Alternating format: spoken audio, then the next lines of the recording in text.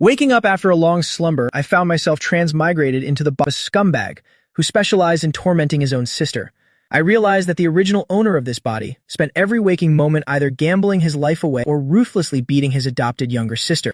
Looking at the girl, her fragile body covered in scars and bruises, less than greater than.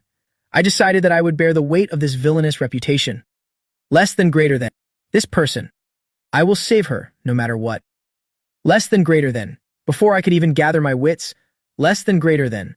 The eerie sound of a knife being sharpened echoed in my ears. I grew up in an orphanage since I was a child, just a lonely laborer living a life of drudgery. There was absolutely no one else supposed to be in my home.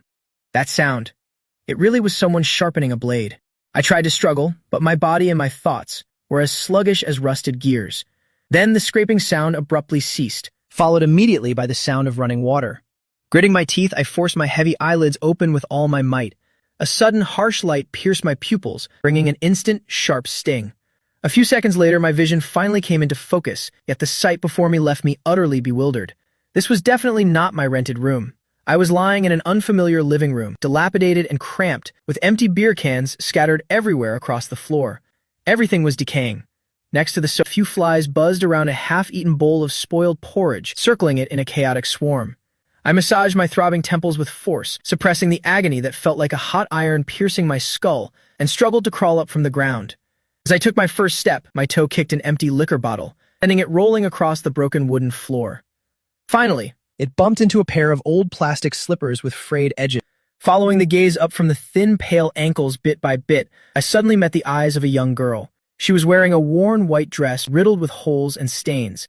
Her messy hair veiled more than half of her face, but the eyes peering through possessed not a single spark of human vitality. A second later, I watched in horror as her hand, hanging limply by her side, clutched a kitchen knife that had just been sharpened to a lethal edge. Under the dim, yellow light, the blade reflected a chilling gleam that made my blood run cold. In that split second of mortal danger, a massive explosion seemed to go off in my head, as countless memories that didn't belong to me swept into my mind as violently as a torrential flood. I groaned and collapsed against the back of a chair. Never in a million years did I expect that I would actually transmigrate into another body. The owner of this body was also named Mu-Ji. He had just turned 22 this year. But compared to my past life as a gentle office worker, the current me was an irredeemable piece of trash. A true villain. At 15, his parents died in a car accident, and without any guidance, the original owner fell into total depravity. Not only did he spend his days carousing with thugs, he even cornered the class beauty in the girl's restroom to assault her, which led to his immediate expulsion from school. From that day forward, he lived a life of idleness, refusing to work a single day. His daily routine consisted of only 3 things: gambling, drinking, and brutally beating his younger sister. Yes, the girl holding the kitchen knife standing before me right now was my only younger sister. This girl's name was Ya Qingyan. She was my sister in name, though we shared not a single drop of blood. When she was 9, her mother left behind a large sum of money and placed her in my family's care, before vanishing from the face of the earth forever. The original Mu-Ji had hated her from the start, feeling she stole the affection his parents should have given only to him, so he tormented and abused her every single day. However, after their parents died in that car crash, this household spiraled completely out of control. The original Mu-Ji didn't just call her a jinx, he even blamed her entirely for their parents' deaths, finding new ways to torture her with each passing day. Before, their parents could still protect her, and though life was hard, there was a glimmer of hope. But once they were gone, she fell straight from the world of the living into a living hell. In this house over the past few years, she wasn't even treated as a human being. Not only did she have to handle all the cooking and cleaning, she also became a punching bag for his rage. He beat her when he lost gambling, beat her when he was drunk, and beat her just because he was unhappy. And because she was beautiful, the original owner harbored even more disgusting intentions, sneaking to her bedroom door several times in the middle of the night only to be driven back by her wielding a pair of scissors. As I pieced together these fragments of memory, less than greater than, I couldn't help but curse inwardly. Less than greater than. Calling him a scumbag, less than greater than, was far too kind an assessment. Less than greater than. Staring at the knife in her hands, less than greater than, a lump formed in my throat. Less than greater than. She had always endured in silence, hardly daring to breathe loudly in this house, yet here she was holding a weapon. My mind raced frantically. What would the original Mu-Ji do in this situation? Would he yell at her for staring, or would he simply start beating her without a single word? No, I am not that man. Just she spoke. You're awake? Her voice was clear but chilling, devoid of any warmth. I looked into her melancholy eyes and tried to remain calm. Yes, I'm awake, my voice as raspy as sandpaper. To say I wasn't afraid of someone holding a knife would be a lie, so I struggled to keep my breathing steady. Yet her body began to tremble slightly as she muttered under her breath, "Why? How can this be happening?" She was disappointed. Before I could process, my stomach suddenly lurched violently, and the stench of alcohol surged up my throat. My expression twisted, and I bolted toward the bathroom. She was standing right in my way, and I barked out 2 words, "Move out." She froze in place, so I shouldered her aside, shoving her out of the way. I kicked the scattered liquor bottles aside, and the next second I was hunched over the toilet, vomiting uncontrollably. Behind me, there was a sudden clatter as the kitchen knife hit the floor. She looked down at the cold steel on the ground, her fingertips icy. Why is he still alive after all that?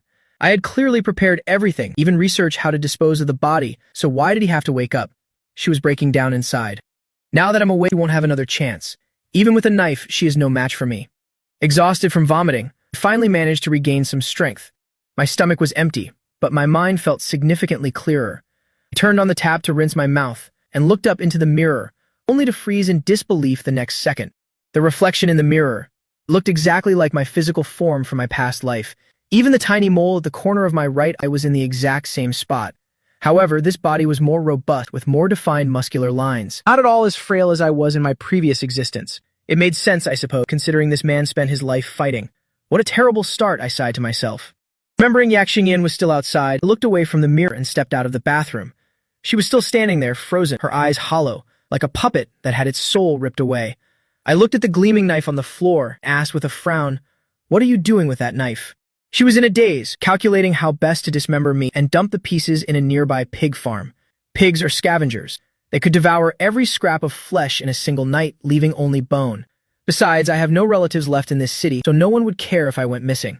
That pig farm is an illegal operation, so even if they found bones, they wouldn't dare call the police. At that moment, a voice pulled her back to reality. "Hey, what are you daydreaming about?" She snapped out of it with a jolt and answered tremulously.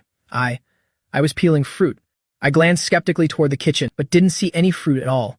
Panic immediately seized her, and she bowed her head low. I misspoke. I was slicing potatoes and noticed the knife was dull, so I sharpened it. I was going to press her further, but my stomach began to churn with hunger, burning with a fierce, searing pain. Forget it, I thought, stepping toward the dining table, less than greater than. Only to accidentally kick an empty liquor bottle. Less than greater than. What a nuisance, I muttered irritably. Less than greater than. At my words, Ya Qingyan flinched violently. Less than greater than, as if a switch had been flipped. She instantly straightened her back, tense with fear, and apologized profusely. "I'm sorry, I'll clean it up right now." Her earlier composure had vanished, replaced by absolute terror. She scrambled to find a tattered cardboard box and knelt down to pick up the scattered bottles, her long hair dragging across the floor with every movement. While cleaning, she accidentally pinned her own hair down, tearing out a large clump. She let out a faint whimper, but immediately bit her lip, not daring to make another sound. I looked at her hunched back as she crawled on the ground, and my heart constricted. I tried to soften my voice as much as I could. "Leave it. I'll do it." To my surprise, she moved even faster than before. Her heart was filled with fear and pain. She thought this was just the prelude to some cruel, twisted game. I knelt down to grab her arm and make her stop. She let out a sharp, short scream. Like a terrified bird, she violently threw off my hand, dropped the box, and frantically scrambled back until she had curled herself to the narrow corner between the refrigerator and the wall. She huddled there, clutching the hem of her faded shirt, less than greater than, her entire body shaking. "I'm sorry, less than greater than. I'll really clean it all up, less than greater than. Please don't hit me, less than greater than. I'll finish cleaning right away, less than greater than." Begging for mercy had become her Pavlovian response because the old moo geese sometimes found her pleas amusing. Taunting her would occasionally save her from a few physical blows. Moo gee's fists were heavy and painful. Escaping even one was a small victory for her. I stood there paralyzed, watching her try to make herself as small as possible, like a wounded kitten. Hiding in the shadows, trembling with fright, my nose stung with unshed tears. In my past life, I was an orphan, no family, no one to love me. Difficult life indeed, but at least I was never tortured like this. But this girl before me, her life was worse than that of the most withdrawn child in the orphanage. The horror and profound emptiness in her eyes even showed signs of an imminent psychological collapse. For a long time, I couldn't utter a single word. In the shadows, Ya Qingyan closed her eyes tight, letting silent tears stream down her face, while her heart screamed in agony. Why won't this scumbag just die? Why must I be kept in this hell? I slowly stood up, stepped back a few paces, and sat down at the dining table, hoping the distance would feel a little safer. Yet Ya Qingyan intentionally exposed her back to me. She thought that injuries there would be hard to treat, but if her hands were injured, it would interfere with her work, making things even worse. When the expected blow didn't fall, she stopped crying in confusion, finding my behavior today utterly bizarre. But not being beaten was a good thing regardless, so she timidly finished gathering the bottles, pushed the cardboard box into the corner, and huddled back into the shadows by the fridge, still as a statue. Seeing that she had calmed down slightly, finally spoke. "Stand up." As soon as those words left my mouth, Ya Qingyan's trembling intensified. She remembered that Mu Gi would sometimes act gentle out of nowhere, but as soon as she complied, that scumbag would immediately turn on her, sneering. "You actually dared. Couldn't you tell I was being sarcastic?" Then would come a brutal lashing. He seemed to savor dangling hope before her, only to crush it like a game. The cost of choosing wrong was too high. She had made too many mistakes before, so without hesitation she stayed entrenched in her corner. Seeing her reaction, I suddenly understood the problem. I slammed my hand onto the table, raising my voice and adopting the original owner's trademark aggression. "Less than greater than. I told you to stand up. Are you deaf? Less than greater than." Sure enough, Ya Qingyan scrambled to her feet. Less than greater than. Her hair still veiling most of her face. I sighed internally. It seemed this was the only way to get through to her. My gaze fell upon the bowl of porridge, foul-smelling half-bowl of white gruel sitting before me. The gnawing hunger drove me to pick it up. The girl stood silent in the darkness, watching me through the strands of her hair. Seeing me lift the bowl, she anxiously intertwined her fingers. I was starving to death, and as I looked at the white porridge, I didn't care even if flies had crawled over it. Back in the orphanage, I'd eaten rotten apples from the trash. This was nothing. I picked up the chopsticks. Ya Qingyan stood off to the side like a servant, her hands hanging at her side, which made me feel incredibly uneasy. Trying to mimic the original owner's tone, less than greater than, I barked out, "It's late. Less than greater than. Go to bed. Less than greater than." Before I could even finish, less than greater than, Ya Qingyan collapsed onto the floor with a thud. Less than greater than. She was shaking like a leaf in a gale, her voice trembling. "Hit me, please. Just hit me. I beg you, hit me." My mind short-circuited. What kind of reaction was that? What is going on? When I didn't move, she began to cry with utter despair, pleading hopelessly. "What you're doing is illegal. Please, just hit me. Just hit me." Being beaten had somehow become her only lifeline in this moment. My throat tightened, and I struggled even to swallow my own saliva. "Original Muga, what kind of sins did you commit to drive a living soul to such a state? You truly deserve to die." However, my swallowing was misinterpreted by her. She scrambled away on all fours, trying to put more distance between us. I slammed the table again. I had to use the method most consistent with my character's persona to break the deadlock. "Get back to your room. Don't stand there being an eyesore. You're interrupting my meal. Do you want me to give you a real reason to cry?" The command worked. Ya Qingyan's stiff shoulders immediately relaxed. Keeping her head down, she scrambled off the floor and fled to her room. I looked around the empty living room, a wave of overwhelming guilt washing over me. I had just breathed a sigh of relief, aware that on the other side of the door, Ya Qingyan was watching me intently through a crack. She had just personally tried to send me to my grave. Fearing the dose wasn't enough, she had mixed all sorts of things into that porridge. Rat poison, sleeping pills, even cockroach killer. The porridge was as thick as paste, and its color was unnatural. Luckily, Muga had been drinking beforehand, so in his stupor, he hadn't noticed. She had even checked. He was definitely not breathing back then. So how was I back to life? Could it have been just a temporary coma? The resilience of this scumbag was truly terrifying. Just then, I once again picked up that lethal bowl of porridge, and Ya Qingyan's heart leaped into her throat. I hadn't died after eating half of it earlier. Would the remaining half do the trick? But if I discovered she had poisoned it, wouldn't her life become worse than death? Terror overrode everything else.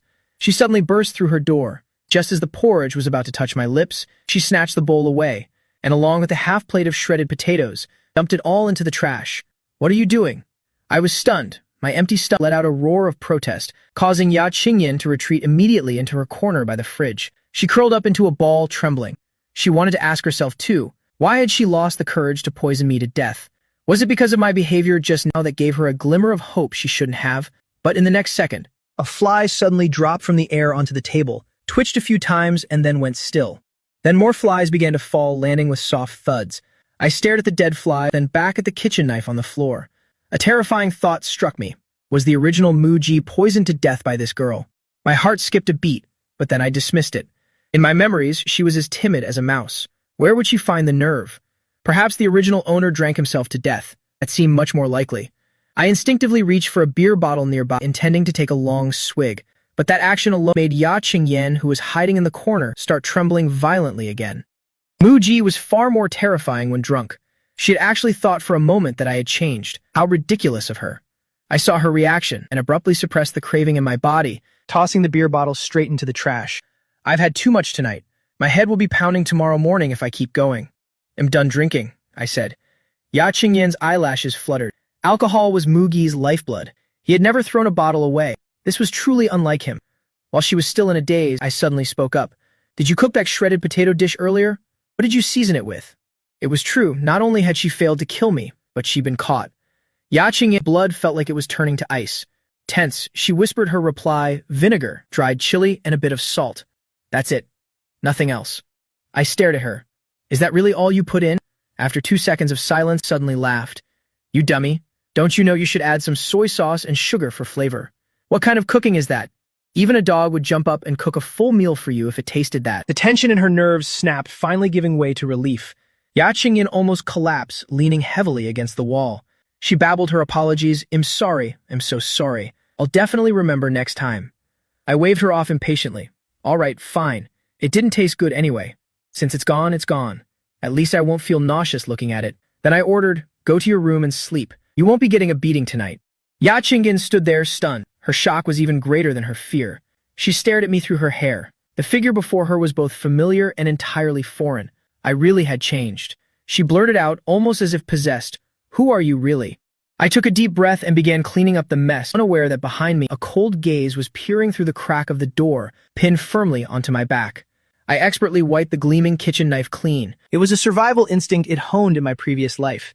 Even the pile of empty bottles in the corner were neatly stacked. After all, in this empty, wretched house, this pile of scrap was my only asset.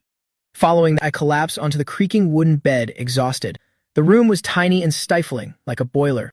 There was no air conditioning, not even a simple electric fan. I pushed open the window and looked at the distant, sparkling lights. Less than greater than.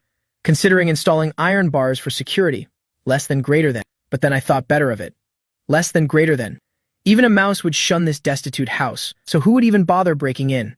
Muji had once held a mass compensation sum from his parents' death, plus a generous dowry meant for Ya Qingyan. He should have been living a worry-free middle-class life.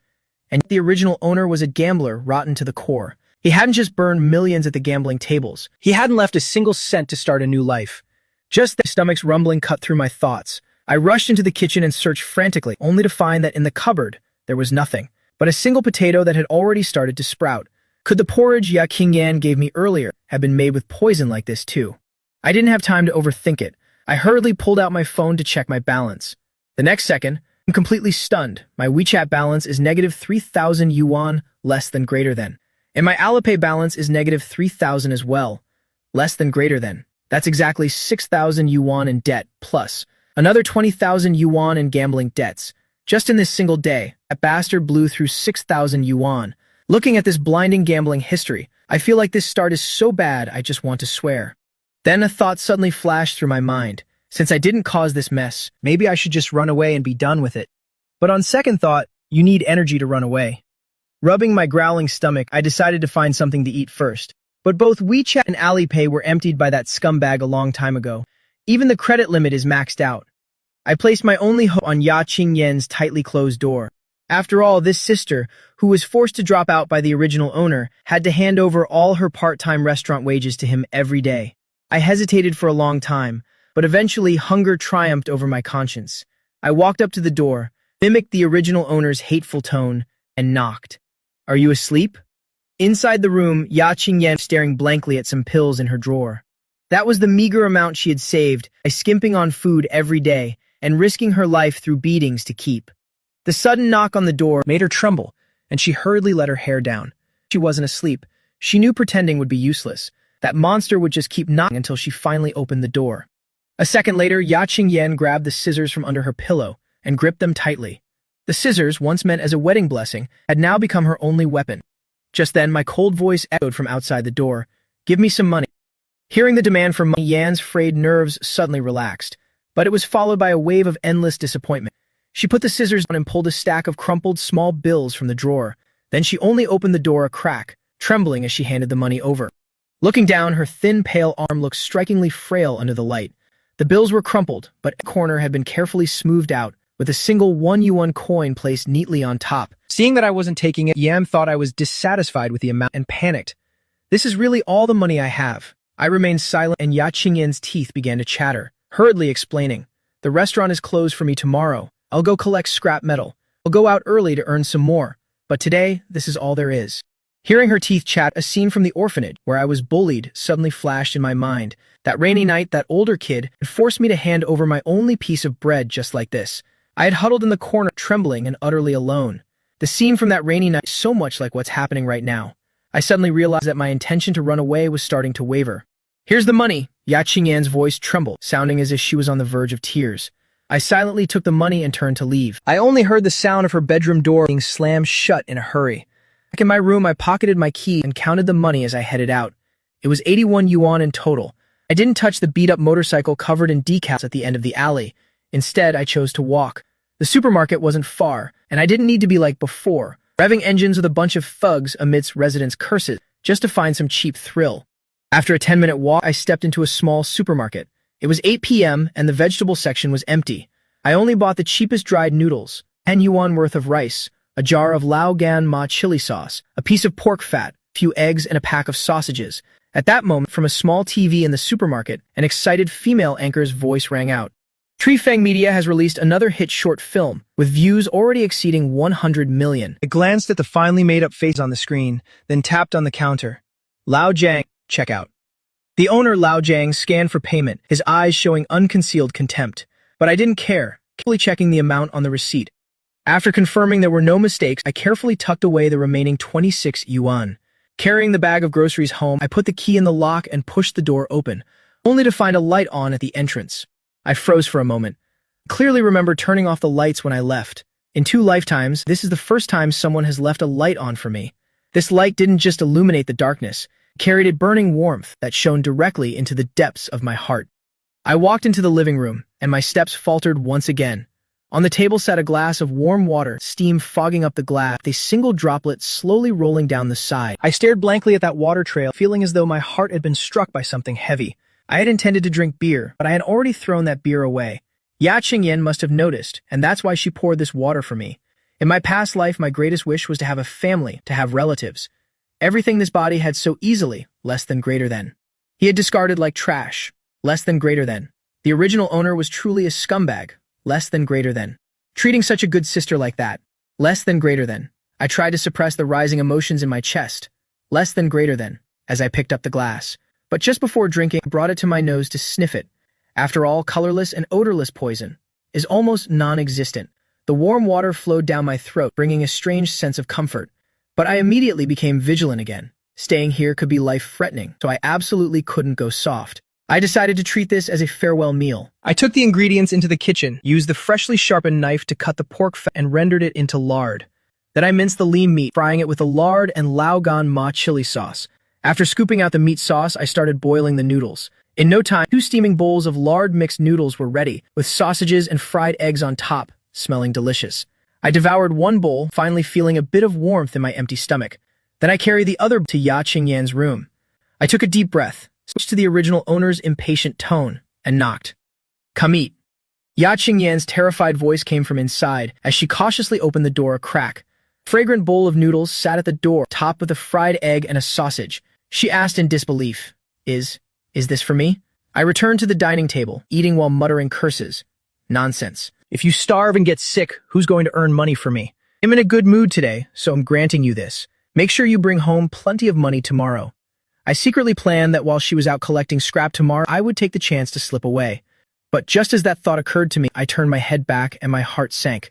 Ya Qingyan was crouching on the floor, taking tiny bites of the noodles, her movements almost tentative. She used the tips of her chopsticks to pierce the egg, letting the golden yolk run out, before mixing it with the noodles and taking a bite. To her, that egg seemed like the most exquisite delicacy in the world. I suddenly remembered a late night in my past life. When I was starving, the shop owner had given me a bowl of noodles with an egg just like this. At that time, my appearance was so similar to Ya Qingyan right now. The noodles on my chopsticks hovered in mid-air, not entering my mouth for a long time. My resolve to run away completely crumbled. I ate the noodles emotionlessly, finding no flavor in my mouth at all. Just then, Ya Qingyin's shoulders trembled slightly. It seemed she was crying. I irritably turned my head away, thinking to myself, damn it, it's just a bowl of noodles. What is there to cry about? I hate it when people cry. I forced myself to calm down, not forgetting that just a few hours ago, she might have killed me. That razor-sharp knife, maybe it was meant for dismemberment. At that thought, my hands shook violently, and the noodles slipped from my chopsticks into the bowl, splashing the broth everywhere. I have to run. If I don't, I'll end up dead in this dump sooner or later. I shoved a huge mouthful of noodles into my mouth, chewing mechanically. The steam from the bowl made my eyes blur a little, but here was everything I had longed for. This body is a debt I owe in this parallel world. I have to pay it back. I can't run away. I told myself, Muga, you lived all alone until you were 22. What are you afraid of now? Are you scared now? You want to dodge your responsibility, don't you? I felt incredibly conflicted. Should I run or should I stay?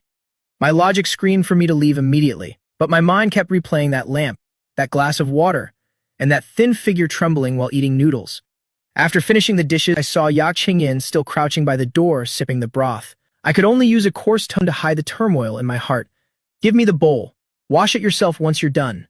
With a bang, I slammed the bedroom door shut. Outside the door, Ya Qingyin murmured, has he changed? How could he have ever cooked noodles for me before?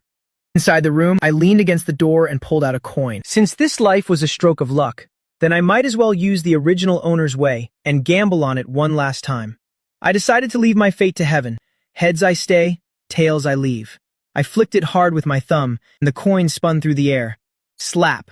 I slapped my right hand down on the back of my left, my heart thumping like a drum. I carefully peeked into my palm, and through the gap the light reflected off the national emblem. I froze for 2 seconds, and suddenly burst into laughter. Many people think the number side is heads, but it's actually the emblem side that's heads. I told myself, since it's heaven's will, then I'll stay.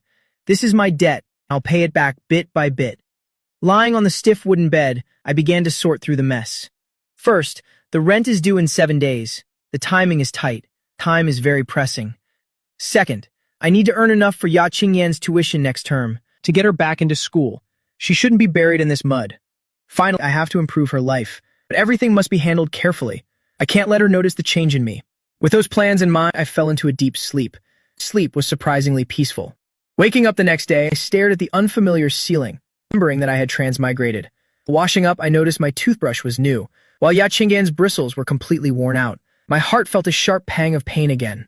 Ya Qingyan brought over a bowl of plain porridge, timidly explaining, I'm sorry. I gave you all the money yesterday, so there's no money left for meat buns. I immediately went back on guard. She was testing the original owner's temper. The original owner required meat buns with his porridge. If there was only plain porridge like that, he would definitely resort to violence. To avoid exposure, I suddenly reached out and grabbed my sister's old collar, raising my fist high, my face instantly showing the original owner's signature brutality. Ya Qingyan let out a terrified scream, hurriedly raising her arms to cover her face, ready to endure the familiar pain. My fist trembled in midair, but I simply couldn't bring myself to strike her. After a 2-second struggle, I let go of her collar and roughly pushed her back. With my other hand, I pulled 5 yuan from my pocket and threw it onto the table. You want me to hurt you, so you can go out and play the victim, right? Stop acting. Go buy the buns. I don't have time to be embarrassed. Ya Qingyan stumbled back a step, looking at me in shock, then back at the money on the table. She hesitated for a moment and quickly grabbed the money and ran out with her head down. A short while later, Ya Qingyan brought back 2 char siu buns. I was already at the table sipping porridge, and I picked one up and took a huge bite. The savory aroma of fat immediately filled the room. However, Ya Qingyan only dared to hold her bowl and stand by the table taking small sips of porridge. I frowned and tossed the untouched bun still in his plastic bag at her. I drank too much last night, so I have no appetite. This bun is for you. Don't give me that miserable look. She picked up the bun and quietly retreated to the dark corner by the fridge, softly whispering, Thank you. I hadn't noticed this time her voice was gentle and pleasant without even a hint of a stutter. After finishing the porridge, I pushed the empty bowl away and stood up, heading straight out. I couldn't be like before, finding bad friends to gamble and drink with, then coming home late to demand money and hit people. I walked for a long time until I finally found a shopping mall, with walls covered in recruitment notices. I noted down the names of the stores and went to each one to ask for work. The result was a cold rejection at every turn. No industry experience. What kind of job are you looking for here? Sorry, your image doesn't fit. We're not hiring. Get going. Don't disrupt my business. By noon, the feeling of failure and hunger hit me at the same time. I shamelessly walked into a KFC and quickly grabbed some leftover fries before the staff could clear them away. Even though they were ice cold, the high calorie could fill my stomach. This was a survival skill. From my days in the orphanage, I never thought I'd have to use it again today. Sitting on a mall bench, I slowly chewed the tasteless fries, my mind a mess of anxiety. The rent felt like an invisible noose slowly tightening. I had just over 10 yuan in my pocket, but I didn't want to spend because I didn't know if the girl at home had anything to eat. While lost in thought, someone suddenly called out from behind, "Muge!" I turned my head to see a guy with multicolored hair walking toward me. Mengzi. I gave a slight chin as a greeting. His name was Song Siyuan, another street thug just like me. Song Siyuan plopped down next to me and offered a cigarette. "Muge, what are you doing here?" I pushed his hand away. "Forget it. Smoking isn't allowed in the mall. I'm looking for a job." Song Siyuan looked at me like I was an alien. The cigarette in his mouth nearly fell out. "You're looking for a job?"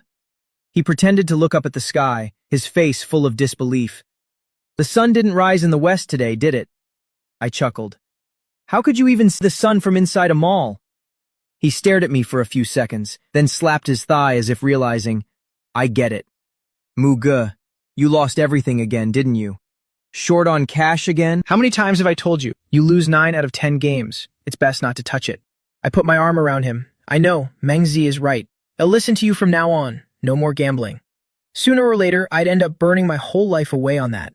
What? Song Siyuan froze as if paralyzed, his mouth hanging open for several seconds, unaware that his cigarette had dropped to the floor.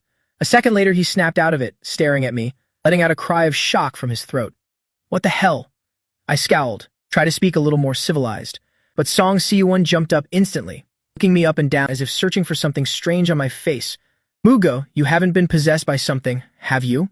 My heart skipped a beat, but I immediately put on the original owner's typical disgust, glancing at his colorful hair. "Possessed my foot, am completely broke, and am buried in debt. Without money, what am I supposed to gamble with? Maybe I should sell you to Uncle Hao. We could cut out one of your kidneys. It would probably fund me for a few days. Wait until I win back my stake, then I'll find someone to put the kidney back." Song Siyuan immediately pulled back. "Muge, not some machine part you can just swap in and out. Machine parts actually provide value. All you do is waste oxygen. They're worth less than a component." My scolding left him speechless, but his face was still full of disbelief. I changed the subject. "Besides, people don't use terms like body possession anymore." Song Siyuan asked offhandedly. "Then what do they call it?"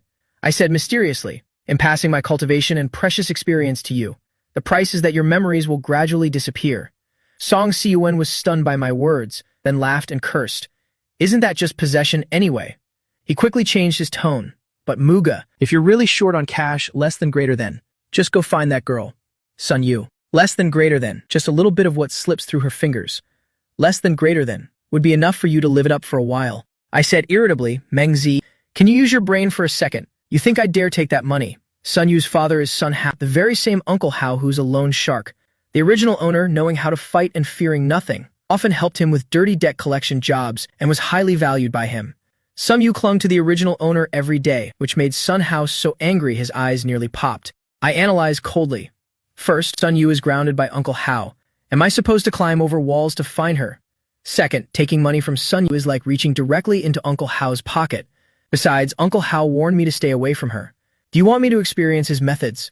Song Siyuan immediately shuddered. Never mind then. He picked up the cigarette from the ground, looking gloomy. I'm almost out of cigarettes, too. Uncle Hao's people haven't given any jobs to do for several days now. The thought of being a debt collector for Sun Hao and the sister at home who might have killed me made me feel like I was in a tangled mess. Original owner, you really deserve to die. I forced myself not to dwell on it any further and said to Song Siyuan, "Mengzi, why don't you come with me to find some work?" Song Siyuan immediately shuddered again. "Find a job? I'm never going to work a job in my life." Song Siyuan waved his hands, spouting his twisted philosophy. "Working is just waiting for retirement. Just thinking about it is terrifying. How could anyone endure that?" I was genuinely shocked. "Mengzi, you see through the world so deeply. I really underestimated you." Unexpectedly, he chuckled. "I saw some video online where people said that. But Muji, there's someone in that alley hiring flyer distributor. You could go check it out." After speaking, he pulled out his last 50 yuan and headed straight to the internet cafe to play games. I decided to hand out flyers first, Earning some lunch money is better than sitting idle. I walked out of the mall and indeed found a recruitment stall in the back alley. The sign read, "Hiring flyer distributors. 120 yuan a day, 50 yuan for half a day, daily payment." I walked up and the man with a cigarette in his mouth glanced at me and without a word, shoved a thick stack of flyers into my hand. "Hand them all out in this area and then come back for your pay. Don't be lazy and dump them. I have people watching." But when I took the flyers and looked down, the corner of my mouth began to twitch. It turned out to be flyers for ancestral medicinal wine, specifically for men's private health issues. The wording was incredibly graphic, the images wildly exaggerated, and the whole thing was full of vulgarities. At this point, I completely understood why they were willing to hire someone like me. People with any sense of dignity wouldn't have the courage for this. I'll earn 50 yuan first, get today's meal money, then worry about the rest. I took the stack of flyers and began handing them out under the scorching July sun. As a result, passers-by either ignored me and walked away or looked at me with eyes full of contempt. My sweat poured down like rain, and the tiger head t-shirt on my chest was completely soaked. I had no choice but to stop at a fast food joint to ask for a cup of water. Seeing my fierce appearance, the counter staff hurriedly filled a Coke cup with water and handed it to me. By the time the sun began to set, my head was starting to spin. I finally finished handing out the flyer and walked back to the alley entrance exhausted. Unexpectedly, the middle-aged man cleaning up his stall pulled out 50 yuan and handed it to me without hesitation. "You handed them out pretty well. And just dumped them somewhere. Coming back tomorrow? I'll save a spot for you." "It's 120 yuan for the whole day," I repeatedly thanked him. "Thank you, boss." It was getting dark. I walked home clutching the 50 yuan I had struggled to earn. But right at that moment, a burning craving surged within my body, suddenly snapping awake. It felt like countless tiny ants were crawling frantically through my veins. My alcohol addiction was kicking in. My finger began to tremble involuntarily. My throat went dry instantly, and a frantic thought screamed in my head. Even the cheapest bottle of beer would do, just one bottle. But as soon as the thought appeared, I gritted my teeth and pinched my thigh as hard as I could. I used the pain to fight back against that physiological craving. This is only the second day. I absolutely cannot let these desires defeat me. I spat on the ground and punched my own chest. My footsteps faltered as I stumbled toward the house, each step feeling like I was escaping an invisible swamp. I finally climbed the stairs and reached the iron door with peeling paint. My hands were shaking so violently that I couldn't even get the key into the lock. The faint clinking of metal seemed to mock my pathetic state. Just as I was becoming so agitated I was about to lose control, there was a click. Door opened and Ya Qingyan was standing at the entrance. She had just finished bathing.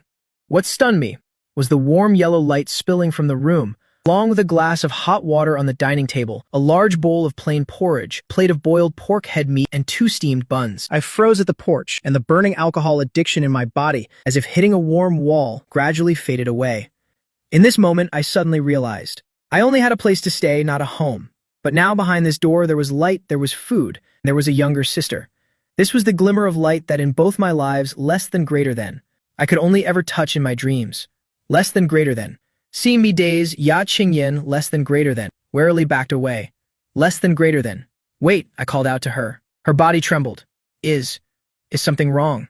I walked over to the table and sat down, picked up the chopsticks and pointed to the chair opposite me, using the unquestionable tone of the original owner to command. She hesitated, but ultimately shook her head. I don't dare. I didn't force her. Slurped a large mouthful of porridge and looked up at her. "Have you eaten tonight?" "I have." "Eaten what?" I pressed. She replied, "Plain porridge." I paused mid-swallow, then impatiently tapped the table. "Buy 1 more bun tomorrow night. 2 aren't enough. They have to be meat buns, understand?" "Yes." I nodded in satisfaction and casually asked, "How much did you make collecting scrap today?" Ya Qingyan immediately pulled a small stack from her pocket, crumpled chain paper bills carefully smoothed out, neatly organized by denomination.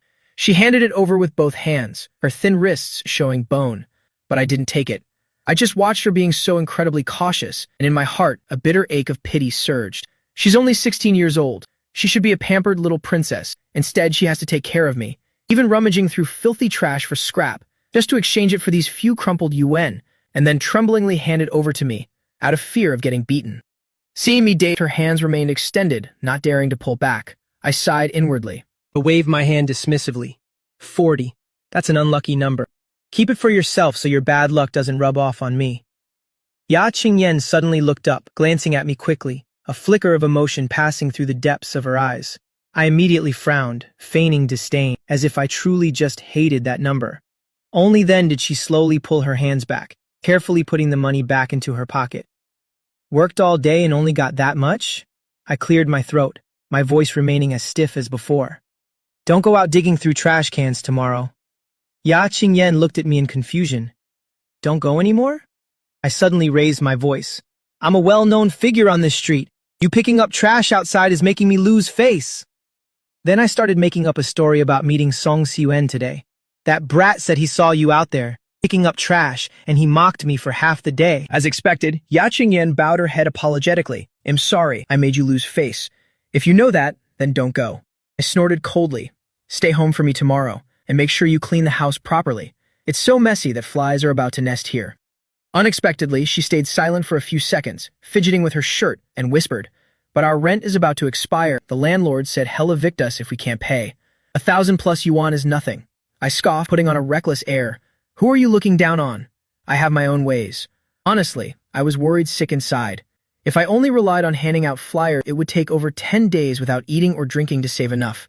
After eating, I put down my chopsticks and went back to my room, leaning my back against the door, exhaling in relief. Acting is really exhausting. I have to be very careful. If she ever finds out I'm not him, with just one phone call, she could have me sent to a mental hospital, and this second life I've picked up would be over. At the same time, Ya Qingyan went back to her room, also finding it hard to believe. This was already the second day she hadn't been beaten, he hadn't demanded money, nor had he drunk any alcohol. A sudden thought flashed through her mind. Could he have actually died back then? Is the person who woke up now someone else? On my end, I was still brooding over money matters, yet I fell fast asleep the moment my head hit the pillow.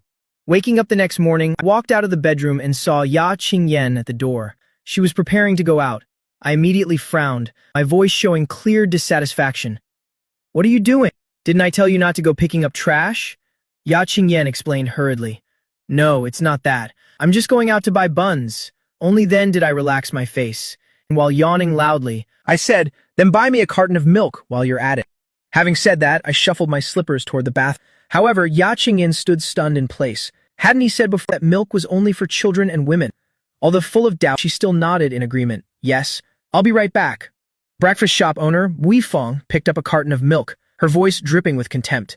That bastard is getting more pretentious by the day, acting all high and mighty drinking milk in the morning. I'm telling you, Xiao Nam, you're just too kind-hearted. If he ever bullies you again, just tell me. She handed the bag to the girl, then asked caringly. He hasn't beaten you lately, has he? Child, you must protect yourself a bit. Record him secretly, and I'll help you report him. Ya Qingyan shook her head. Auntie Bui, I'm okay. He's changed a lot. A leopard can't change its spots. Auntie Bui immediately grew anxious. There's a guy in my neighborhood, beats his wife, then kneels down to kowtow and apologize. And what happened in the end? He was good for 3 days, then beat her so hard she was hospitalized, with 3 broken ribs. That kind of person is rotten to the core. You absolutely must not lower your guard.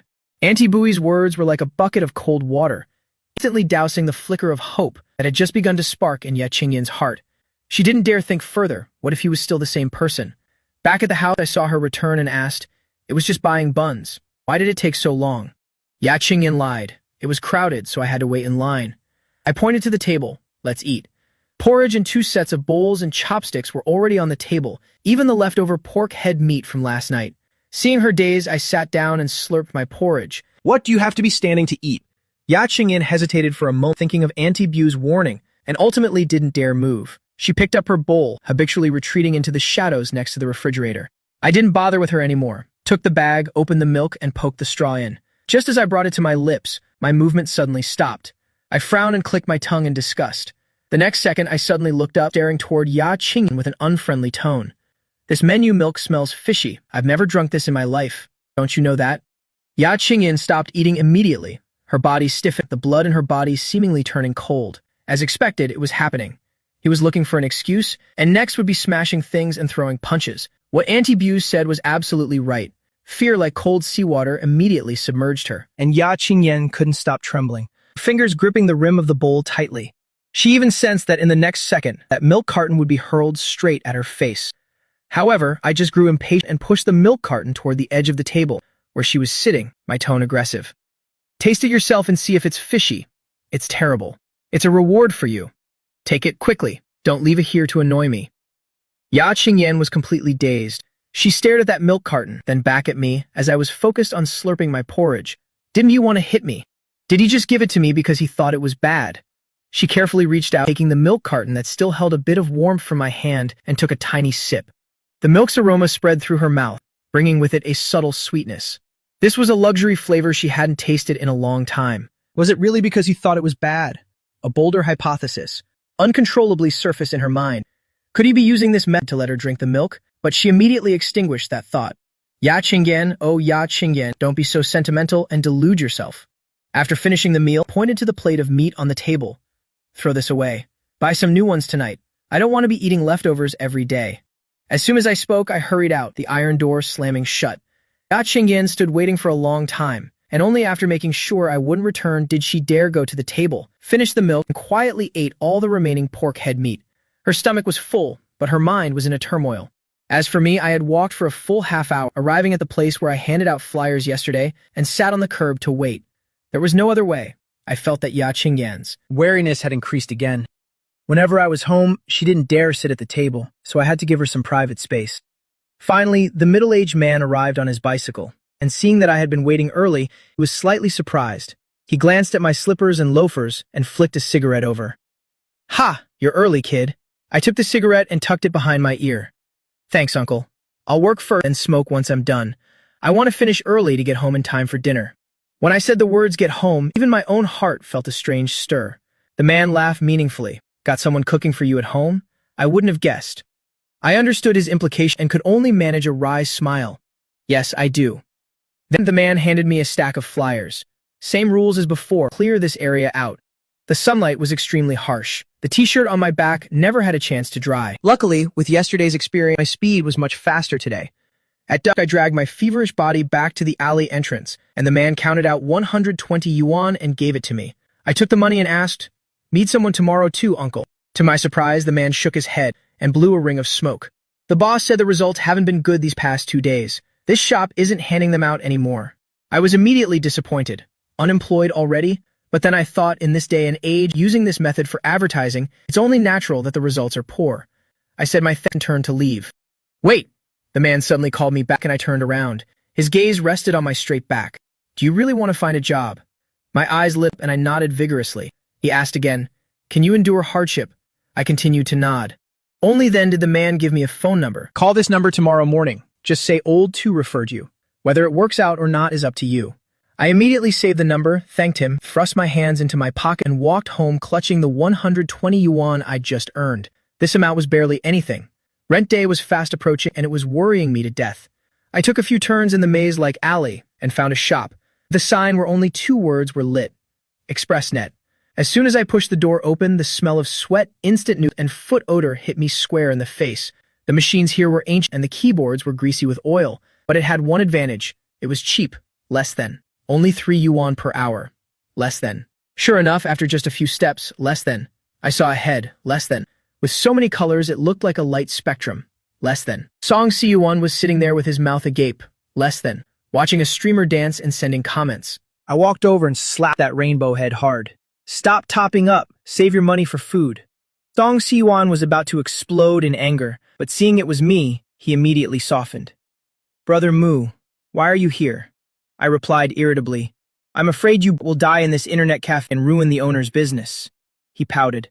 Brother Mu, your mouth is as toxic as ever. I took the sweat-soaked cigarette from my ear and threw it away, then pulled out 20 yuan and handed it to him. Go out later and get something decent to eat. Don't actually go and die here. Song Siyuan took the money blankly, staring dazed at my retreating back, even forgetting to play his game. The song played in his headphones. Even a cyclone has a path home. His father died early, and his mother worked in a textile mill, raising him alone until he was 15, until she developed lung cancer and threw herself from a building. She thought she could leave her. On 200,000 yuan in insurance money, but she didn't know that the accident insurance policy had long since expired. 15, Song Siyuan held his mother's body and became an orphan ignored by everyone. From then on, no one cared, whether he was well fed or not. Now he slowly squeezed the 20 yuan bill, pressing it tightly against his chest. As for me, after leaving the internet cafe, I dragged my weary body home. Walking past a sidewalk stall, I suddenly stopped, remembering Ya Qingyan's worn-out, ragged slippers. Even the heel part was torn off. She surely must have scavenged them from some trash pile.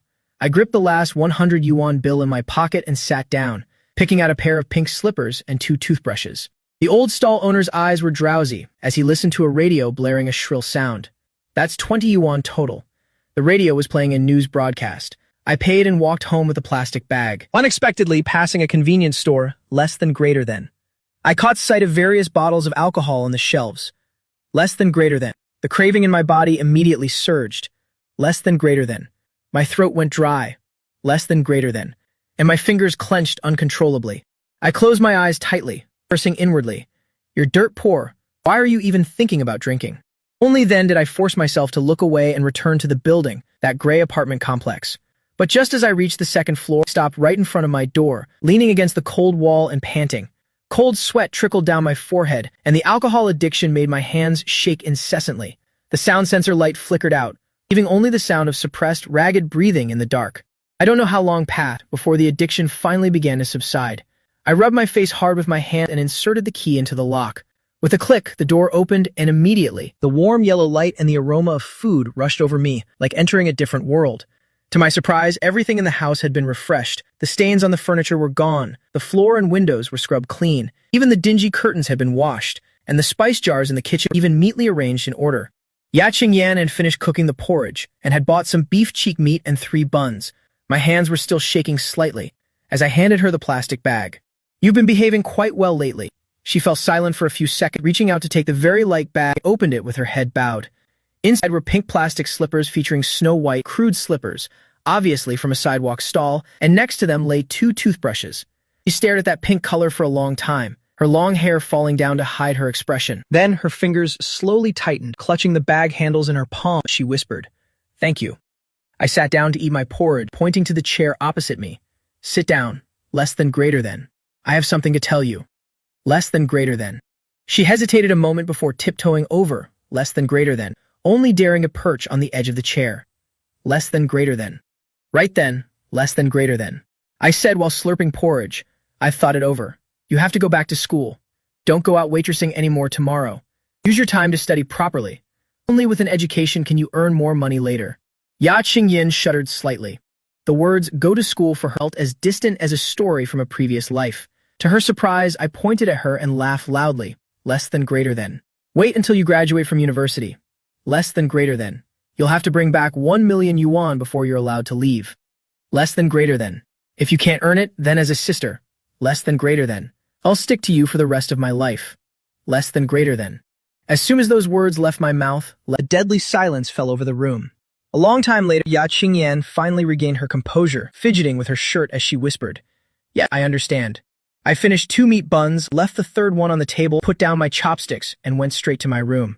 I irritably scratched my head. I knew I shouldn't have changed so quickly, but I really couldn't help myself. I've tasted hardship myself, so I know exactly how painful it feels, and her situation was much worse than mine. I could only comfort myself. That luckily she didn't seem to suspect anything. She probably hadn't seen through this shell yet. I was still brooding over the money, yet I fell into a deep sleep the moment I hit the pillow. However, what I didn't know was that while I was fast asleep, Ya Qingyan in the next room was suffering from insomnia. She lay tossing and turning on the wooden bed, and images from over 4 months ago flashed through her mind. Less than greater than. The day she had walked home with her school bag. Less than greater than. More than 4 months ago. Less than greater than. Back then, she was still a diligent student. But the moment she pushed open the door and entered the house, hell had immediately descended. A drunken Mugi was sitting at the table, empty liquor bottles scattered across the floor, the stench of alcohol suffocating. In that moment, her heart felt like it had plummeted into an abyss. With just one look, she knew he had lost all of his money again, because his terrifying silence is a sure sign of the seething fury and irritation within. And it was just as expected, a dull, dry thud echoed. Mugi slammed the wine bottle on the ground and lunged at her with a roar. She gripped her backpack straps tightly, just about to move out of the way, but in the next second, a piercing slap rang out.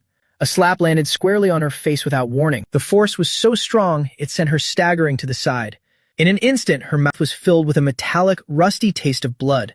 Mugi pointed at her face, spewing out vile curses. "It's all because of a cursed jinx like you. Ever since you brought your pathetic self into this house, everything I do turns into a disaster." He grew more furious as he spoke, and before we could finish his sentence, a heavy punch slammed into her stomach. The excruciating pain made her curl up like a small shrimp, feeling as if her internal organs were shattered by that blow. But Muji's insults didn't stop there. "You jinxed my parents to death. Now I can't even win a single round of gambling." He became more agitated as he cursed, suddenly delivering a vicious kick to her calf, then screamed out in a frenzy. "Even the money from selling the house is all gone today. It's all thanks to you." Heart-wrenching pains surged. She collapsed to the ground, her body powerless, less than greater than. Only able to curl up and inhale less than greater than. Sharp gulps of cold air to suppress the pain. Less than greater than. Yet Muji still roared, forcing her to stand up. She clung to the wall, tremblingly regaining her footing. Right at that moment, Muji suddenly asked, "Why did you bother crawling back here today?" She sobbed and replied in a tiny voice, "The school has a holiday." Unexpectedly, Muji burst into a scornful laugh, his face full of contempt. "What's the use of going to school? Can it produce any money?" He suddenly barked out, completely extinguishing her last spark of hope. "Don't go to school anymore starting tomorrow. This house is out of money. How much longer do you plan on being a parasite?" Ya Qingyan snapped her head, her eyes filled with terror and desperation. But I want to go to school, because that was her only path to escape this living hell. But her plea only met with a more violent outburst from Muji. "You want to go to school? In your dreams." He savagely squeezed her slender neck, each finger tightening ruthlessly. A sense of suffocation immediately surrounded her. Her vision began to darken. She could only desperately kick and punch against that arm as hard as steel. In her ear was the devil's whisper. "If you don't agree, I'll go to your school and cause a scene. Let's see if you can still study then." She didn't doubt it for a second. If she didn't submit, this madman would surely choke her to death. So with her last bit of strength, she blinked frantically as a sign of surrender. Only then did Muji let out a cold snort and release his grip. She immediately collapsed onto the floor like a pile of mud, gasping for every precious breath of air. Since that fateful day, she was robbed of her right to go to school, pushed into a dark abyss with no way out. She never imagined in 1,000 years that the very man who pushed her into hell years ago, a few months later, would actually say to her personally, "You should go back to school." That night, she returned to her room and took out an old family photo. In the photo, her foster parents were beaming. Only he stood aside with a face full of annoyance. Hot tears fell steadily onto the picture. She silently apologized to her deceased foster parents. "I promised you both would look after him, but I really can't take it anymore." At that very moment, a crazy thought took root in her heart. She had to kill this scumbag of a brother. But as dawn approached, she dreamed of a completely different version of him. In the dream, he brought her a steaming bowl of noodles, with a fried egg on top, gave her snow-white slippers, and even gently said, "You should go to school." Until the sound of a car horn outside the window woke her. She startled and opened her eyes. Less than greater than. A question lingering in her mind. Less than greater than. Can a person really change that fast? Less than greater than. The answer came immediately. Impossible. Less than greater than. Living together for 9 years, she knew exactly what kind of person he was. Hot-tempered, arrogant, and cruel. Even a stray cat on the side of the road he could trample under his feet, then laugh gleefully at its miserable cries. How could someone like that change? So this person definitely wasn't him. The alarm rang and I stepped out of the bedroom. Seeing Ya Qingyan had already prepared breakfast, I sat down at the dining table. Seeing her standing there like an eyesore, I barked, "Sit down and eat." Then I tapped on the table, starting my act. "Do you remember what I told you?" She lowered her head and whispered, "I remember. I have to study hard so I can bring back 1,000,000 yuan for you later." "Good." I nodded with satisfaction, and continued to order. "From today on, don't go to that diner to wait tables anymore. Stay home and focus on your studies." Unexpectedly, she murmured, "I still have to go out for a bit to talk to the diner owner first." I didn't realize it was a test at all. Nodded. "Yeah, come back to study right after. I'll check your work tonight. If you can't do it, don't blame this fist for being merciless." Seeing her shrink back in fear, I felt immensely proud of myself, because I not only found the perfect excuse to make her go to school, but also didn't let her have a shred of doubt. I thought to myself, with this acting skill, if I entered showbiz, I'd surely bag a few major awards. After eating, I stepped out, pulled out a business card, and called the number old Sue had recommended. The person on the other end gave an address. It seemed a bit far, but without a word, I hopped on my motorcycle and sped there. When I arrived, it was the entrance of an old apartment building where a few people were busy surrounding a set of filming equipment. I parked my bike and stepped forward. "Im Muji, recommended here by old Sue." The young man in charge immediately walked over. Im Su Wenxian. He was a content creator, pointed at the building and got straight to the point. "Our program this time is called Challenge the Stair Climbing God." "What's today's challenge?" Su Wenxian explained clearly. It was to follow a man named Brother Chang, carrying all the construction materials to the 10th floor for him. Every single bit of it. I wondered, why not use a hoist? It turned out the construction was urgent and couldn't wait for a permit. So hiring manual labor was more economical and efficient. I nodded to show I understood. Then, Su Wenxian offered an attractive payment. As long as I completed the entire route, I would receive a 1,000 yuan reward. However, the assistant Xiao Chen warned, this really isn't for ordinary people. You can quit at any time. Su Wenxian added, hey buddy, we'll be live streaming later. It's not that we're looking down on you, but looking at you, this kind of hardship, not everyone can swallow it. Just glancing over the building once, I nodded decisively. I'm in urgent need of money. Let's do it. As soon as I finished, a truck pulled up. A man stepped down from the cabin. His physique was as robust as an ancient Greek sculpture. That was Brother Chang. But when he saw my appearance, a hint of surprise flashed in his eyes. He came closer, felt my biceps and shoulders, and declared bluntly, Kid, your muscles are a bit soft, less than greater than. I'm afraid you'll run out of breath after 2 or 3 trips. Less than greater. He emphasized, my program has done 5 episodes. Less than greater. And no one has successfully completed the challenge yet. Don't waste your effort, only to end up with nothing. I warmed up my body a little, flashing a defiant smile. I tasted all kinds of hardship. Let's start, Brother Chang. Seeing that he couldn't persuade me, Brother Chang could only hoist 2 bags of cement from the truck, getting ready to work. But I suddenly blurted out, wait. Brother Chang breathed a sigh of relief. Even Su Wenxian ran over to pat my shoulder. It's okay, you can quit whenever you want. Don't put too much pressure on yourself. Who knew I would say? Who said I'm quitting? I looked around. You guys are filming and my face will be shown, right? I want to ask if there is a mask. I want to cover my face a bit. This sentence left everyone stunned. Assistant Xiao Chen rummaged in his bag and pulled out a mask for me. After putting it on, only my sharp, cold eyes and messy hair were visible. I said firmly, all right, let's begin.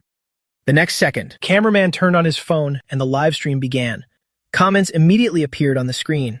Wow, today's challenger looks so scrawny. I bet he'll be on his knees begging after the first trip. The comments on the live stream began to mock me crazily. If you lose, live stream doing a handstand while washing your hair. With a mask on, no one even knows who you are. Are you afraid of losing face? Ha ha. But right then, Brother Chang easily hoisted 2 bags of cement onto his shoulders, weighing about 100 kilograms. When it was my turn, I had to rely on the truck drivers to laboriously get 1 bag onto my back. After climbing only 2 floors, sweat was already drenching my shirt, and my breathing began to grow heavy. I stared intently at the steps beneath my feet, trying to keep up with Brother Chang's pace. But after finishing the first trip, I was already gasping for air. Yet on the second trip, Brother Chang continued to carry 2 bags of cement. I gritted my teeth, intending to carry more as well, but Su Wenxian immediately stopped me. The challenger only needs to carry 1 bag. When I finished the second trip and came down, my calves had started to tremble. On the third trip, sweat soaked my entire body. The wet mask clung tightly to my face, and every breath brought a heavy resistance. The fourth trip ended, and the last of the cement was finally carried up. Brother Chang looked at my miserable state, his voice softening slightly. You're quite something. You look like those bums on the street. Didn't expect you to last 4 trips. The live stream room also exploded immediately. This guy actually carried 4 trips. Who was it that said he'd collapse on the first one? Step out. I peeled off the mask, quickly drank a bottle of Agastache elixir, and sighed. What can I say? If I don't earn money, less than greater than. I won't even have a place to stay. Less than greater than. After resting for a while, less than greater than. The afternoon's hauling work began.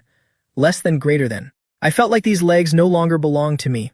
Less than greater than. They were as stiff as 2 pieces of wood, my entire skeleton groaning under the overload. For lunch, I devoured 5 bowls of rice. My hands were shaking so much I couldn't even pick up food. In the afternoon, we had to carry foam bricks. Xu Wenxian announced the rules. Each trip is 50 kilograms. However many trips Brother Chang climbs, you climb too. These things were very bulky and very difficult to grip. I gritted my teeth and followed Brother Chang for 2 more trips, but by the 3rd trip, my face was pale and my steps were faltering.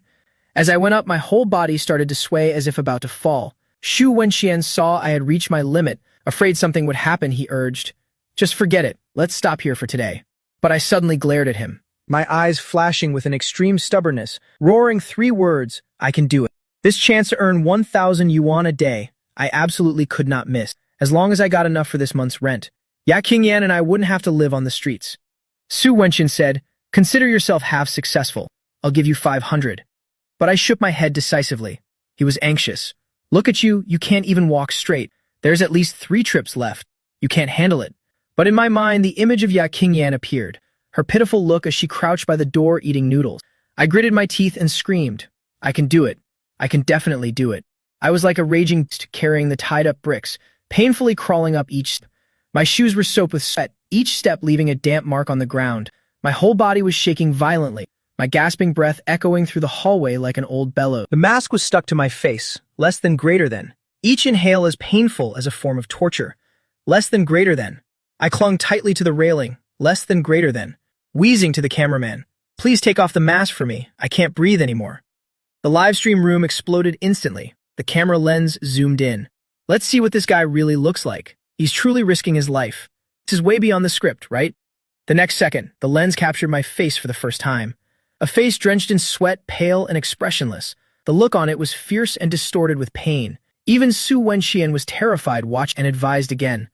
"Buddy, if it's really not working, just stop. I'll count it as 80% completion." I suddenly turned my head, my eyes full of raw ferocity. I said, "I can do it." The comments on the live stream went quiet for a second, then erupted violently. That look gave me goosebumps. What a ruthless guy to himself. I turned away, hands gripping the iron railing, the veins on the back of my hands bulging. My ears began to ring. The 50-kilogram stack of foam bricks on my shoulder now felt like a ton. Less than greater than. Nearly crushing me. Less than greater than. For a moment, less than greater than. I felt like I was back in the sweltering summer of my previous life. Less than greater than. Standing on an outdoor stage, the sun so harsh it made me dizzy, but the thunderous applause. From below woke my willpower. Grit your teeth. Overcoming this will end the loneliness of the past life. Less than greater than. I can't fall before the mess left by this body's owner. Less than greater than. This 50 kilograms weight. Less than greater than. Certainly can't knock me down. I rallied my spirit. Less than greater than. Trying to climb a few more steps. Under the camera lens, I opened my mouth wide to breathe, out, gasping like an old wolf dying in the middle of winter. A distorted face, both furious and savage, both tragic and agonizing, guilt, regret, countless emotions intertwined. Shu Wenxian and the entire audience had never seen on a human face. Less than greater than, such intense and complex emotions. Less than greater than, I swallowed hard. Less than greater than, roaring fiercely. I don't believe it. Less than greater than. If Brother Chang can do it, so can I. Today I must complete this challenge. As soon as I finished, my vision started to blur. Countless dancing spots of light appeared before my eyes. I could only use my arms to cling to the railing, unconsciously moving one heavy step at a time. Suddenly, less than greater than, I felt the bricks on my shoulder lighten, less than greater than, and turned my head to look. Less than greater than. It turned out Xiao Chen was secretly helping me support it, and the cameraman A. Jia understood and moved the lens elsewhere. I don't know how much time passed, but just as I thought I couldn't lift my leg anymore, the last stack of bricks reached the 10th floor. A large, powerful hand immediately supported me. Shu Wenxian gave me an energy drink and gave a thumbs up. "Buddy, you're amazing. You're the first one in." Programmed to complete this challenge. That sound seemed to echo from a distant place. I bent over, asking in a raspy voice, "Is it over?" Brother Chang and Xiao Chen both smiled and nodded. "It's over. You succeeded." I suddenly looked up at the sky and laughed out loud. "I told you, I could definitely do it." Right on the live stream room, comments appeared again. "Holy cow. Buddy, you don't look good at all. Someone really find this look attractive. He's also just a human after all. He's wearing a mask of pain." Xiao Chen brought the microphone to my mouth. Audience member on the stream wants to ask you, why did you risk your life like that? I slowly straightened my back, flashing a weak smile. I don't really know, maybe because there's a little kitten at home I need to feed. Xiao Chen was stunned. A little kitten? What's that kitten like? In my mind, Ya Qingyan's face appeared, and I replied softly, "A very pitiful kitten, very skinny, but also very cute." As soon as I finished, Shu Wenxian transferred 1,500 yuan to me via WeChat. I quickly said, "Buddy, you transferred too much." Shu Wenxian shook his head. "It's not too much. 1,000 yuan is the reward, and the other 500 yuan is support from the friends on the live stream for you. They gave it as an extra." At this moment, I stood before the lens and bowed deep. Although it was just a simple bow, it made my whole body tremble, and it took a lot of effort to do. The live stream ended, and Brother Chang walked over, handing me a bottle of medicinal oil. "Use this to massage otherwise you won't be able to crawl out of bed tomorrow." I spoke sincerely. "I know you had to wait for me for a long time this afternoon. I bothered you and made you stay late." Right then, Shu Wenxian told Xiao Chen to take my motorcycle, to take me home. "It's dangerous for you to drive yourself in this state." I didn't insist anymore because my limbs really were falling apart and my head was dizzy. The cameraman, AG, joked, "Mugo," bows and apologizes, "Bit different from your usual image." I only gave a bitter smile, thinking in my heart after paying the rent, I definitely have to go get a haircut. I plan to get a haircut after paying the rent and then buy a set of new clothes. Oh right, I also have to buy for Ya Qingyan a few decent sets of clothes. I couldn't help but sigh. I really need to earn money quickly. Otherwise, I won't even have money for gasoline for the motorcycle to deliver goods to fill up the motorcycle. Returning to the stairs, I refused Zhao Chen's kindness of wanting to take me up to my room. I'm a very vigilant person, not wanting anyone to know where I actually live. But just as Zhao Chen was about to turn away, a very heated argument suddenly broke out on the second floor. I was startled with alarm. That sound was clearly Ya Qingyan's. Her voice was too unique. I recognized it immediately. The next second, from my exhausted body, I squeezed out the last bit of strength and staggered straight upstairs. As soon as I reached the second floor, I saw the landlord in a tank top with hands on hips, aggressively scolding the frail Ya Qingyan. I rent out rooms to make money, not for charity. If you don't have money, get your ass out of here early. Don't get in the way of my business. The landlord's thick finger was almost poking Ya Qingyan's forehead. His mouth spewed out extremely vulgar and filthy words. Ya Qingyan could only clutch her shirt tightly, less than greater than. Her whole body shaking with fear, less than greater than. Not daring to say a single word back, less than greater than. My head thundered with a loud bang, less than greater than, and hot blood immediately rushed to my brain, less than greater than. I lunged forward, grabbed Ya Qingyan's wrist, pulled her behind my back decisively, and roared at the landlord. Watch your mouth and speak cleanly. You old geezer. The landlord was stunned. Who are you calling an old geezer? I gave a cold sneer. Are you deaf or is there something wrong with your brain? I insulted you to your face and you still don't get it. Xiao Chen, who followed behind, couldn't help but burst out laughing. The landlord felt he had lost face and was about to explode, but suddenly met my eyes. It was a gaze that was fierce and bone-chilling, like a silent stray dog that rarely barks on the street, making him shiver with a cold chill. He had thought I was just someone who bullied family but was cowardly outside, which is why he dared to come to the door to bully my sister.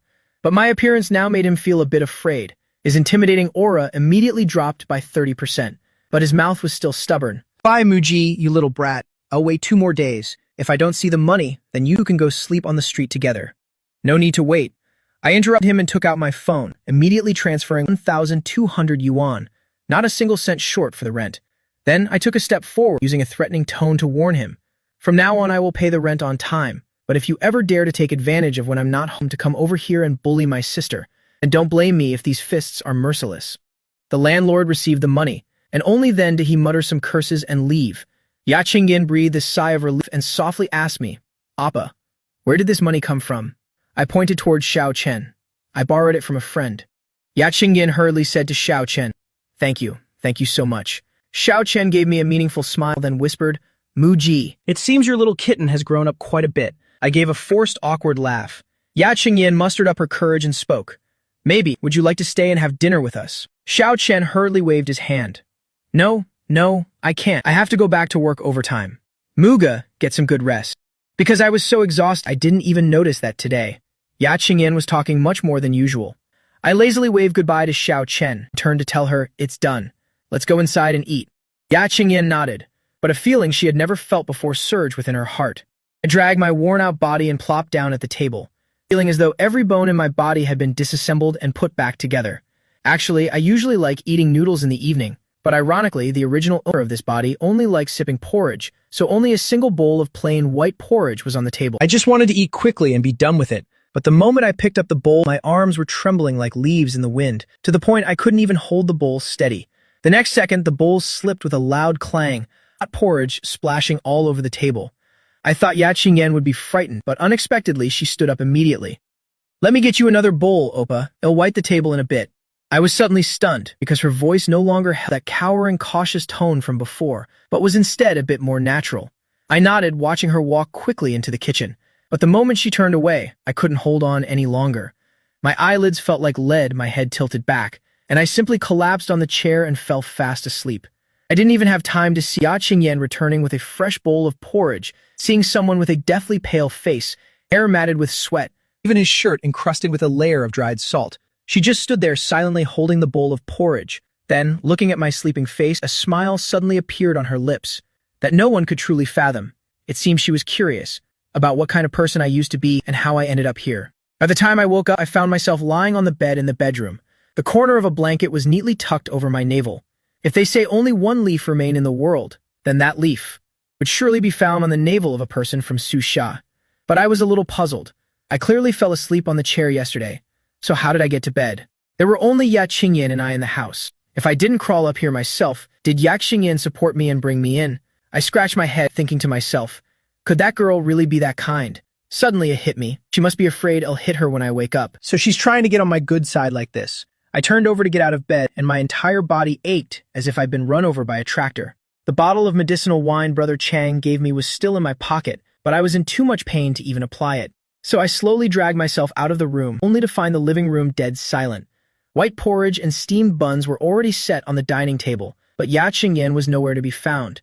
Did she run into the landlady again? My heart tightened. After all, she's not very good with words. If she gets bullied, what will happen? I shouted as loud as I could.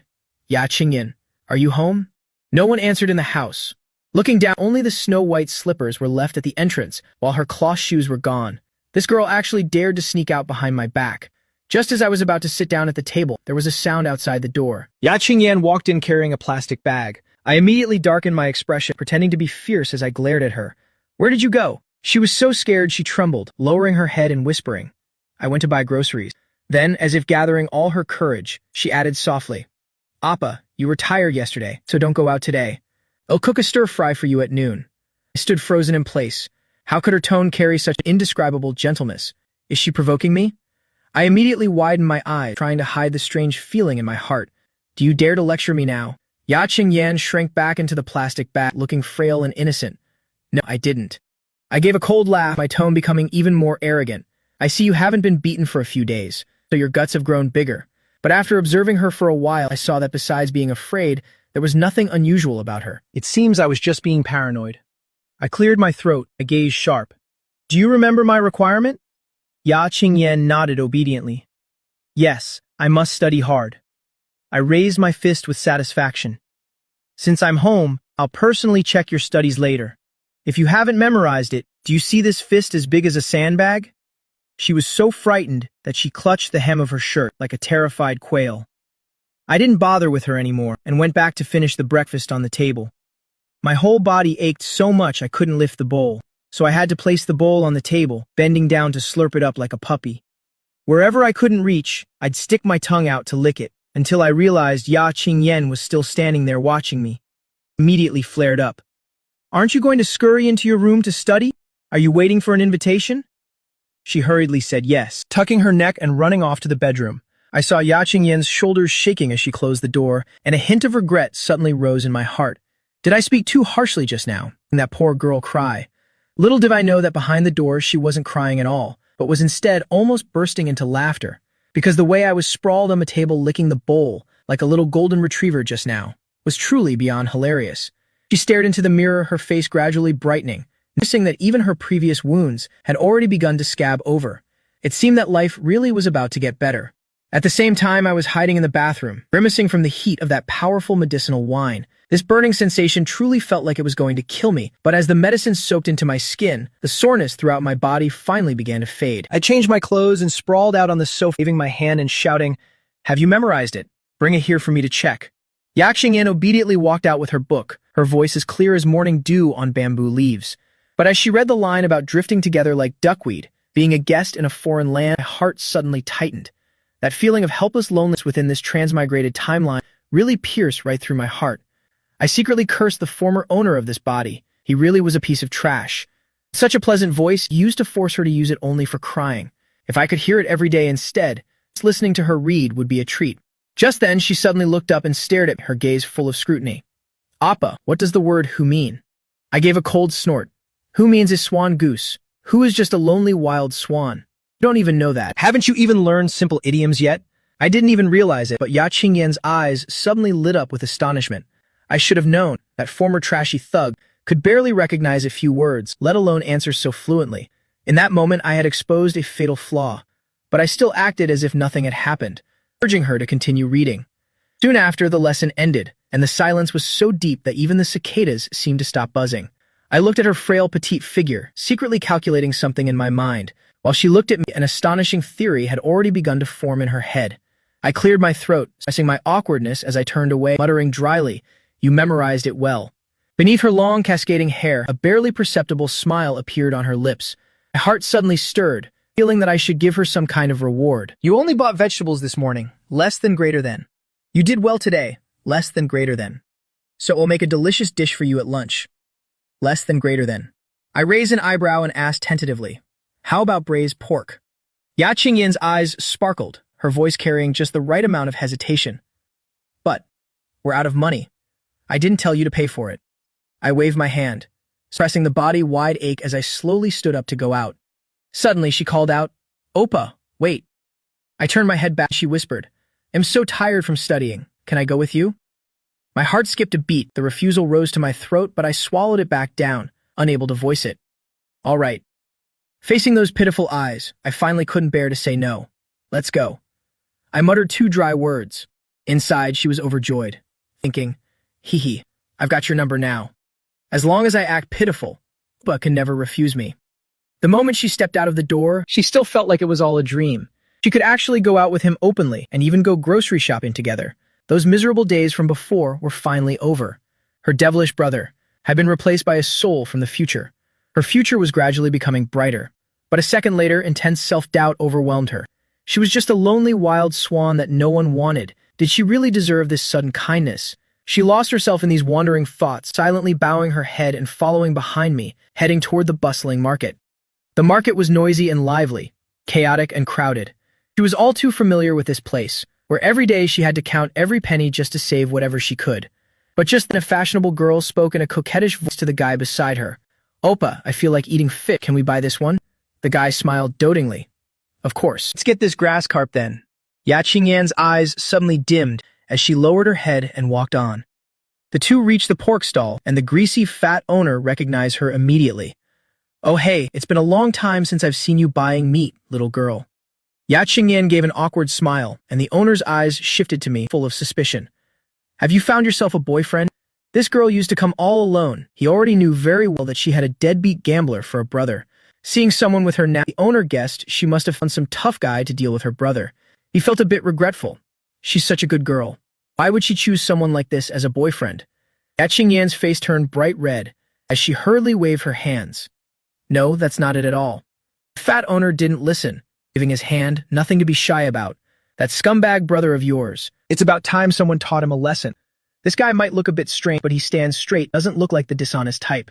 He's built well too, perfect for dealing with your brother. The veins on my forehead throbbed. I couldn't hold back anymore. I pointed at a piece of pork belly, telling the owner expressionlessly, give me this piece. The fat owner chuckled as he cut the meat, his mouth never stopping. All right, I'll cut a little extra for you. That girl's brother is a nasty one, you should eat more, so you don't lose when you fight him. I finally exploded, coldly interrupting. I am her brother, the very scumbag you were just talking about. The fat owner's hand holding the knife didn't even tremble for a second. He rolled his eye, instantly changed his attitude, smiling even more brightly. See, what did I tell you? Seeing is believing. The fat owner's face flipped faster than a pancake. As he grinned, I knew right away this young man looked promising. Hearing these words, his face felt hot with embarrassment. While Ya Qingyan stood by my side, her shoulders starting to tremble slightly. She was actually trying to suppress her laughter. I didn't bother with the owner's sudden shift. I had only planned to buy pork belly at first. Looking at the fresh food on the stall, and then glancing at the skinny as a leaf Ya Qingyan beside me, I immediately went into a shopping frenzy. There wasn't much left after paying the rent anyway, so I might as well have a good meal. If the money runs out, I'll just find more tomorrow. Just like that, more and more bags piled into my hands. Less than greater than. Almost enough to strain my arms. Less than greater than. On the way back, less than greater than. Ya Qingyan's soft voice rang out, less than greater than. Let me help you carry those, Opa. Less than greater than. I suppressed my aches. Less than greater than. Giving her a glare. Who are you looking down on? Less than greater than. I don't need your help. She was about to insist, and I suddenly pulled her back sharply. She stumbled, not yet understanding what was happening, only to find me shielding her with my arm. A second later, a delivery guy on an e-bike whizzed by right next to her without even bothering to look back. My hands still trembling, I let her go, hurriedly checking. Are you hurt? Ya Qingyan was stunned, and in her eyes as she looked at me, a surge of indescribable warmth suddenly arose.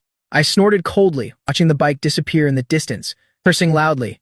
It's lucky he ran off so fast, less than greater than. Otherwise, I definitely would have taught him a lesson. Less than greater than. She even spoke up to defend him. Less than greater than. Saying he must have been in a hurry. Less than greater than. I was furious, the road was so wide. Less than greater than. Yet he chose to dive right in like that. It was clearly deliberate negligence. Ya Qingyan lowered her head and stayed silent. Waves of emotion were crashing in her heart. That strange feeling of warmth mixed with a bit of heartache was quietly spreading through her entire heart. I actually got angry on her behalf, and I even went all out to protect her. This was a far cry from the scumbag she knew before. If it were in the past, she would only have been scolded or even beaten. She quietly followed behind me, stepping lightly on my shadow. In that moment, shadows of the two seemed to be tightly entwined. Near the stairs, I really couldn't take it anymore. Unable to hold back a couple of small coughs, I handed her the lightest bag. Go up and wash the vegetables first. I need to make a phone call. It wasn't until the door slammed shut that I finally dared to breathe a sigh of relief. Immediately after, I let my true state show, my legs spread out, walking sideways, like a large crab crawling slowly, shuffling up the stairs step by step.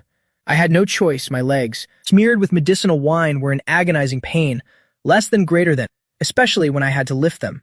Less than greater than. I thought no one was around. Less than greater than. So I crawled sideways and shuffled back, looking beyond ridiculous. But I had no idea Ya Qingyan was hiding behind the door crack, witnessing the entire spectacle. I pushed the door open and walked in, finding the door slightly ajar, thinking to myself, is she really that thoughtful? Fearing it'd be hard for me to open the door with all these bags, so she left it open. If all these bags, less than greater than, so she left it open for me.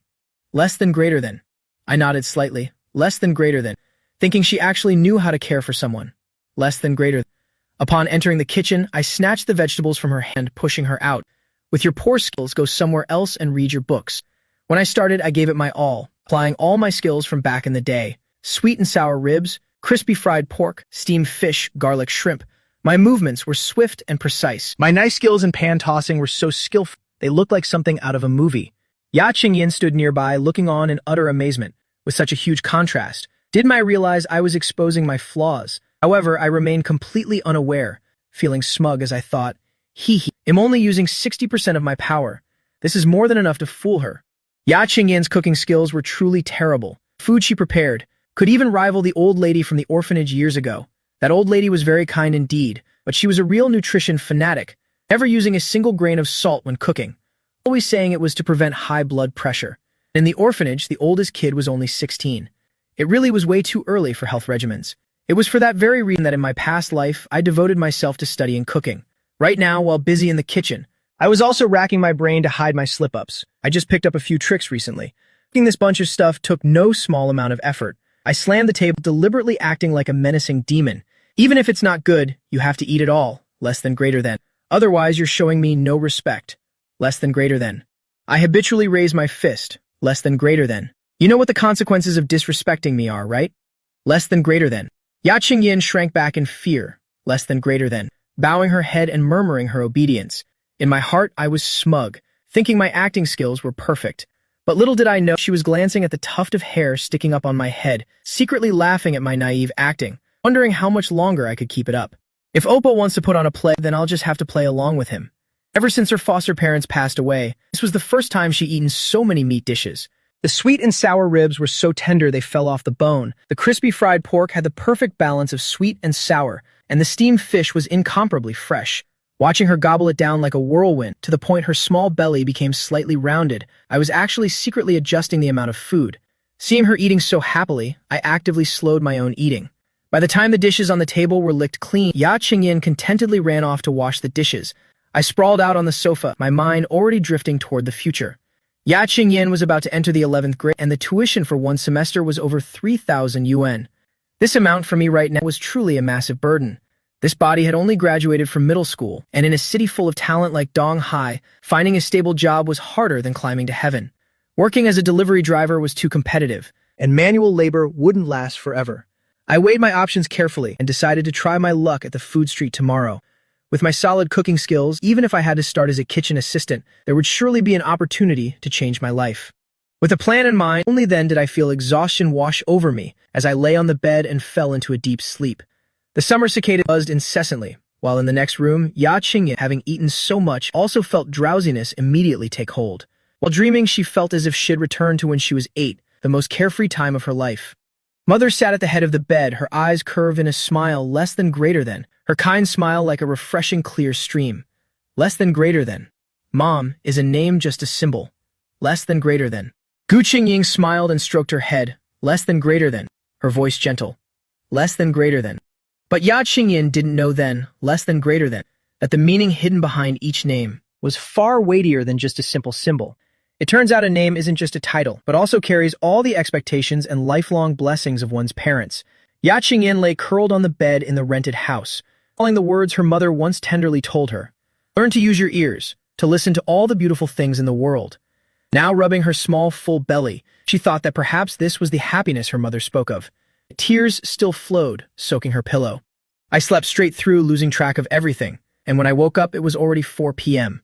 To my surprise, the house was empty, without a soul in sight. My heart skipped a beat. Could this girl have disobeyed again and run off to collect scrap metal? I anxiously shouted, Ya Qingyin, are you home? A moment later, the bathroom door opened. She timidly stepped out, clutching a math textbook. Her face was etched with a deep, paralyzing fear. Seeing that she wasn't rummaging through the trap, the crushing weight upon my heart finally lifted. With a stern expression, I told her she must focus on her studies. Early the next morning, driven by the need for that 3,000 yuan tuition, I hopped on my motorcycle and headed straight for the food street, a place teeming with all walks of life. At the most famous snail noodle shop around here, people were forming an endless line in front of the door, their business so prosperous it would make anyone envious. I went from one eatery to another asking for work, but I was met with nothing but cold rejections. They simply weren't short on staff. Just as I was beginning to lose hope, I stumbled upon a small shop that was in utter chaos. Inside, the customers were shouting and demanding their food. The proprietress, dressed in a graceful green silk dress, was drenched in sweat, running around trying to appease the guests, looking as though she was at her breaking point. My eyes flickered with resolve and I strode right inside. Nuna, are you hiring a chef or a kitchen assistant? The lady, overwhelmed with work, glanced back to size me up. Do you have experience? I don't harbor useless idlers here. I puffed out my chest, answering confidently. I've been a chef for 3 years. I guarantee I can start immediately. In truth, I knew exactly what I was doing. The skills I honed during my work-study days in my previous life were my ultimate trump card to rewrite my destiny now. Whether I could land this job or not depended entirely on the performance I was about to give. When I said I'd been a chef for 3 years, less than greater than, it wasn't actually a lie. Less than greater than. The anxiety in the lady's eyes suddenly vanished, replaced by hope. Less than greater than. Swaying her hips, she led me straight to the back kitchen. Who would have thought that the moment I stepped in, the fat chef Lao Wu would greet me with a sneer. This kid looks exactly like a common thug. Boss, you're not just messing around, are you? I didn't waste any words, speaking only in the language of the trade. Master Wu, this braised fish is taking too long. How about I show you my fish-fragrant shredded pork instead? Lao Wu's hands hesitated for a beat, feeling a surge of secret astonishment. Though fish-fragrant pork is a common dish, it's the ultimate test of one's ability to balance the 5 flavors. It turned out this kid was actually a pro. Right after that, Lao Wu pointed to an old iron wok that had been cast aside for a month. Without flinching, I lifted the wok and placed it over a high flame.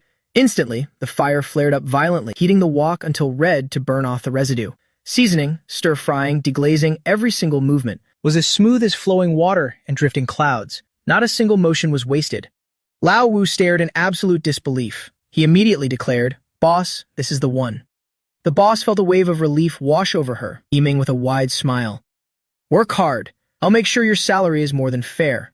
Then, in that kitchen sweltering like a hellish furnace, I poured my soul into working for 3 straight hours. By 2 p.m., I finally collapsed onto the steps outside the door. My clothes were so soaked I could have wrung them out. Lao Wu casually offered me a cigarette, but I waved it away instantly. I refused him seriously. I have a kitten at home. She has the most beautiful voice, and I'm afraid the smoke might ruin it. Lao Wu looked at me with a face full of shock, probably thinking I had a screw loose. He took a long drag of his cigarette, laughing as he teased, "A guy like you, willing to be a slave to a cat." I could only scratch my head and give a gentle smile, but my heart was filled with longing. She is the girl with a voice more serene than anything in this world, my precious little sister. I had just showcased my incredible culinary skills in the kitchen. Unexpectedly, Lao Wu took 2 deep puffs of his cigarette and with a darkened expression, advised me to leave quickly. He said bluntly that this place wasn't right for me. I refused with a half-joking tone. After all, my pockets were empty. I didn't even have the money to take the chef's certification exam. Seeing my unwavering resolve, Lao Wu started to say something but held back. In the end, he could only let out a long, meaningful sigh. Shortly after, I went to the boss who was doing calculations at the front desk, deliberately avoiding eye contact with the obvious scar on her chest to ask about my compensation. I couldn't believe that in a city like Donghai, even as the head chef, my monthly salary would only be a mere 5,000 yuan. But just to make ends meet, not only did I not complain about the low pay, I actually offered a sincere apology. Just then, the girl at the front desk, Song Ting, handed me a bottle of Coke with a smile to congratulate me, and even took the initiative to ask for my WeChat. The boss face darkened instantly as she stood up, shouting at us to get back to work immediately. Song Ting shrunk back in fear, playfully sticking out her tongue. In that moment, I made a silent vow to save up money as quickly as possible, to buy my little girl a mobile phone, so that if she ever feels wronged or in trouble, she won't be unable to make a single call for help. It wasn't until 11:30 p.m. that I made my way home through the dark night. Opening the door, I found Ya Qingyan curled up and fast asleep on the sofa. Hearing the noise, she jerked awake, her eyes filled with an undeniable, haunting fear. Just with my footstep, she asked tremblingly, "Oppa, did you go gambling again?" I gave a small smirk, answering bluntly, "I went to do some honest work." Ya Qingyan froze in place, the panic in her eyes instantly replaced by pure astonishment. Then, I handed her the bottle of Coke I hadn't the heart to drink, placing it in her hands while pretending to complain it was too sweet. Ya Qingyan received it gingerly, watching my back as I walked into my room. A quiet smile finally bloomed on her lips, accompanied by the soft hiss of the bubbles. That long-lost sweetness began to seep, drop by drop, into the depths of her heart. In my previous life, every time I came home, I was too exhausted to even speak. But now, even though my body was aching all over, my soul felt a sense of fulfillment I had never known. The night breeze blew through the window, gently ruffling her long hair. When I came out with clean clothes, Ya Qingyan had already returned to her room and closed the door. I stood before Ya Qingyan's door, overwhelmed by a truly strange sensation. In my past life, coming home meant being utterly drained, unable to take another step, unable to utter another word. Yet now, though I am exhausted, I feel so incredibly whole, and my body is surging with newfound motivation. I leaned silently against the wall, pondered for a moment, then shook my head and headed to the bathroom. Because of the person she always had to be on guard against, Ya Qingyan's sleep was never peaceful. It was always very late before she could drift off. She heard me in the next room, settling in for the night. I flopped onto the hard wooden bed with a loud thud. Ouch! I let out a soft cry from the other room. Ya Qingyan gave a small smile, thinking that the bed I used to sleep on couldn't have been this hard. At least it would have had a mattress. The soundproofing in this room was terrible. Soft snoring soon drifted in from next door. Ya Qingyan turned over, clutching her blanket tight, whispering, "Mom, please come visit me in my dreams. It's been so long since you last came to see me." The next day's sunlight spilled brightly across the breakfast table. I watched Ya Qingyan diligently studying vocabulary, her slender silhouette bathed in golden rays, so beautiful it made my heart ache. Before leaving, I purposely spoke louder, telling her over and over to eat on time, and absolutely not to wander off anywhere. Ya Qingyan nodded obediently on the surface, yet as soon as I revved the engine and disappeared into the crowd, she hid behind the curtain, silently watching me, softly praying for my safe return. After that, I braved the scorching early sun to arrive at the restaurant early. Lao Wu stared intently at my shoes. They were easy targets for hot oil splatters. He frowned, advising me to quickly change my appearance to look more professional. I could only give a self-deprecating laugh, confessing that my pockets were cleaner than my face right now. Where would I get the extra cash for equipment? But unexpectedly, after Lao Wu was silent for a moment, he made a suggestion that went against all professional rules. He told me to work for just 3 days and then go straight to the boss to demand my pay. I stood there completely bewildered because in this city of Donghai, wages are never paid outside of a monthly schedule. Lao Wu looked me in the eye and warned, "Just do as I say, less than greater than. I definitely won't steer you wrong. Less than greater than. But when you ask for the money, don't you dare mention me. Less than greater than." Though filled with doubt, I nodded in agreement. Less than greater than. Secretly, I calculated, less than greater than. That once I got my pay, I must less than greater than buy this old man a few packs of high-quality cigarettes. In response, Lao Wu only gave a profound smile, a smile that radiated a strangeness I couldn't quite grasp. Just then, the seductive boss, Cheese Yu Mei, leisurely walked into the shop. A thin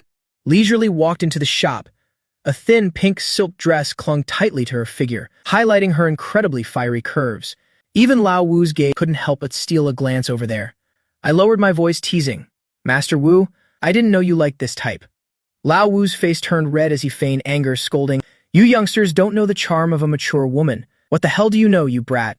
But much to my surprise, Cheese Yu Mei walked straight toward me. She watched the incredible rhythm of the knife in my hand, probing, "Have you had professional culinary training?" In my mind, there instantly appeared the image of my talented but ill-fated mentor from my past life, My hands didn't stop moving for a second. I've studied under a master. Chizumei's eyes lit up, and she immediately requests some high-end dishes that could be sold at a premium. After thinking for a moment, I blurted out a name. Tofu skin beef rolls with shrimp balls. Chizumei was stunned when she heard the dish's name. When I quoted a price of 100 yuan per serving, her eyes widened in shock. Most expensive dish is only 80 yuan. You're not joking, are you? I didn't back down, instead calmly analyzed that the market price in hotels is at least 200 yuan, less than. Even clearly calculating that the cost ratio is only about 35%, less than.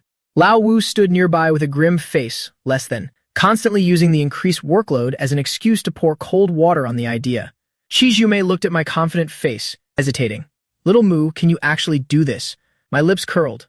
A man can never say he can't. Just leave it to me. So the boss made the call, giving me a one-day trial. She even promised that if the results were good, there would be a bonus this month. In that moment, I noticed that when Lao Wu heard the word bonus, his brow furrowed in a sudden, unpleasant way. Next, the lunch rush became unimaginably crowded. Not only was the shop packed instantly, but a line longer than ever before formed outside. I thought today's revenue was a sure thing, because Chizumei's thin pink dress was so seductive that customers just wanted to steal a few more glances at that deep cleavage and frantically ordered my signature tofu skin rolls. However, a major crisis suddenly erupted at that very moment. Lao Wu, for some unknown reason, began to slack off, working listlessly. Ignoring the long queue outside, he remained leisurely and slow, and then the server caused another massive problem. They brought out the plain white rice before any of the dishes. In the restaurant business, serving plain rice alone is a blatant insult, equivalent to kicking them out. Sure enough, a burly, aggressive man immediately flipped the table, and his shouting instantly echoed through the entire shop. Lao Wu intended to grab a kitchen knife and act tough, but as soon as he saw the murderous look in the other's eyes, less than greater than, he cowardly shrunk back and slipped into the back kitchen. Less than greater than. At the critical moment, it still fell on me. Less than greater than. I decisively abandoned the complex signature dish using both woks simultaneously, turning the heat up to the maximum. My skillful tossing of the woks, almost like a dance, left Chizumei staring in awe. This technique was truly like a god of cookery descending. Unexpectedly, just as the dish was served, a blood-curdling scream suddenly rang out from outside. That dark-faced man named King Ji actually dared, right in the middle of the crowd, to smack Chizumei's bottom. He gave a cold laugh and forced my boss into a chair, commanding her to drink with him.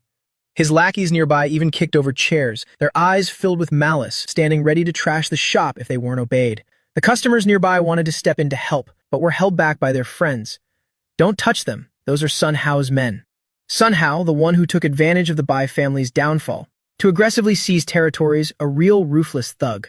In an instant, the entire restaurant fell into a silence so profound, you could hear a pin drop. No one dared to step up and invite disaster. Seeing Chizumei push into a corner, I set down the wok, intending to rush out. Master Wu grabbed me firmly, hissing in a low voice. Don't go throw your life away. Do you even know who's out there? I coldly shook off his hand. The boss hired me. Song Ting treated me to a Coke. I have to act. As for who was outside, I couldn't care less. I strode out with my head held high, casually carrying a beer bottle. Chingy's lackey squinted at me, looking at my worn-out, tattered clothes with a face full of contempt. Where did this wet behind-the-ears brat come from? My expression remained blank as my right hand suddenly stiffened like a blade, and I delivered a powerful chop to the bottle cap. With a sharp crack, the cap went flying. This move instantly commanded the room, and even Chingy had to take a second look.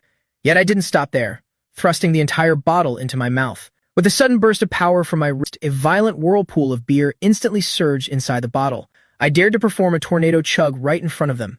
In just a few seconds, not a single drop remained in the bottle.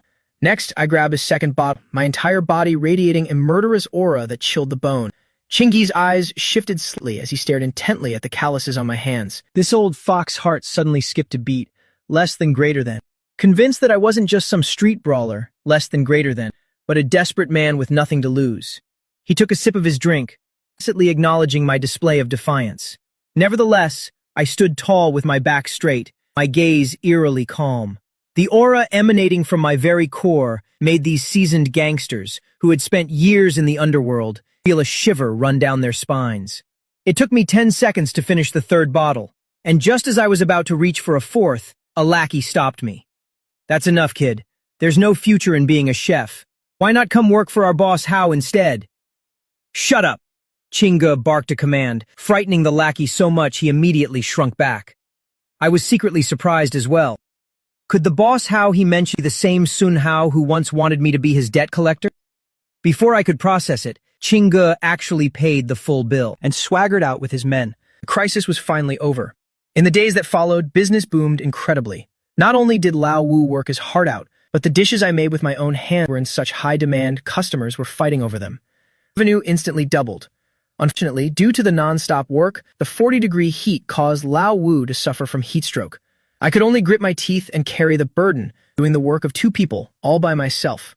For 10 hours, I was so busy my feet barely touched the ground and my shirt was soon drenched in sweat. I didn't even have time for a bathroom break. Somehow, I held on until 10 p.m. when Lao Wu told me to go quickly to Cheese Yume to settle my wages for the past 3 days. At this time, Cheese Yume was leaning over the counter doing calculations, her dress highlighting her seductive curves. I stepped forward, and to speak politely, "Sismay, could you give me an advance on my wages for the last 3 days?" Instead, Cheese Yume turned around, with a strange smile playing on her face. "Wages? What wages?" I stood there frozen, still thinking she was just joking. I emphasized that I had worked for 3 full days, only for her to let out a mock laugh, her gaze suddenly becoming cold and distant. "I never signed any contract with you. You were the one who insisted on helping out in the kitchen, so why on earth should I pay you?" A cold chill shot from the soles of my feet to the top of my head. At that moment, it finally dawned that this seemingly flirtatious woman intended to swindle me out of my hard-earned labor. I had worked myself to the bone for 3 straight days, only for the boss to go back on her word the second it was time to pay. Where's the contract? Where's the proof? Without papers, why should I give you a single cent? Cheese Yume laughed so hard her entire body shook, less than greater than. Even having the audacity to tell me less than greater than. That the last 3 days were actually her giving me lessons. I immediately understood what was going on. No wonder Lao Wu had been avoiding my gaze earlier. It turned out this woman had intended from the very beginning to exploit my labor for absolutely nothing. Thinking of the 3 bottles of beer I chugged to save her, and the revenue that skyrocketed over the past 2 days, the fire of rage in my chest could no longer be suppressed. I pointed straight at her nose and started scolding her. Cheese Yume's fake face instantly contorted with anger. Then the cousin working as a server, wanting to suck up to her, threw down his rag and lunged to slap me. I could have easily avoided that slap, but I deliberately took the hit. "You're the one who struck first, and I'm just acting in self-defense." I smirked, a fierce expression making him tremble. Before he could react, I launched a counterattack, an incredibly powerful uppercut to his stomach, knocking him down until he curled up like a shrimp on the floor. Cheese Yume frantically rushed to push me, but I casually delivered a stinging slap to her face, leaving her ears ringing. Incredibly, she still dared to glare at me, so I followed up with another slap, sending her staggering backward. Seeing another server charge at me with a broom, I took on both of them without flinching. My years of street fighting experience let me strike both quickly and accurately. I pinned Cheese Yume's cousin down, delivering a barrage of punches to his vital points, beating him until he wailed for his parents and begged for help. The boss who was so smug just moments ago was now sitting on the floor, less than greater than. Her entire body trembling with fear, less than greater than. Just as everything reached its peak of chaos, the sudden wailing siren of a police car approached from the distance. In the interrogation room, the officer looked at Cheese Yume, who actually had the nerve to point right at me, insisting that I was the one who started the fight, claiming that all 3 of them were assaulted by me alone. I gave a cold laugh internally, but on the outside I feigned distress and nodded repeatedly, deliberately saying I felt dizzy, lightheaded, and nauseous. That slap almost gave me a concussion. I even asked them who knew what would have happened if it had been hit again. The officer watched the 2 of us perform our act and immediately ordered the surveillance footage to be pulled. I knew I had already won because I had spent years on the street and was well-versed in these tactics. Sure enough, the camera footage was rock-solid evidence. The male server was clearly the one who slapped me first, and Cheese Yume was also directly pushing me. They were undeniably the ones who started the violence. I immediately became extremely confident, continuing to moan and clutch where I had been hit, complaining of nausea. I even demanded a medical evaluation for my injuries, suspecting I had a concussion, and requested to file criminal charges. My face was pale, my expression haggard. My acting skills were at their absolute peak. The officer gave me a meaningful look, then turned and told them to settle it among ST themselves. Cheese Yume lost her nerve as soon as she heard that. She had originally intended to cheat me out of 3 days' wages, but now she was the one who had initiated the assault, less than greater than. She was completely in the wrong. Less than greater than. She reluctantly uttered, "Fine. Less than greater than. I don't want any more trouble with you. Less than greater than. I'll give you 500 yuan. 500 yuan.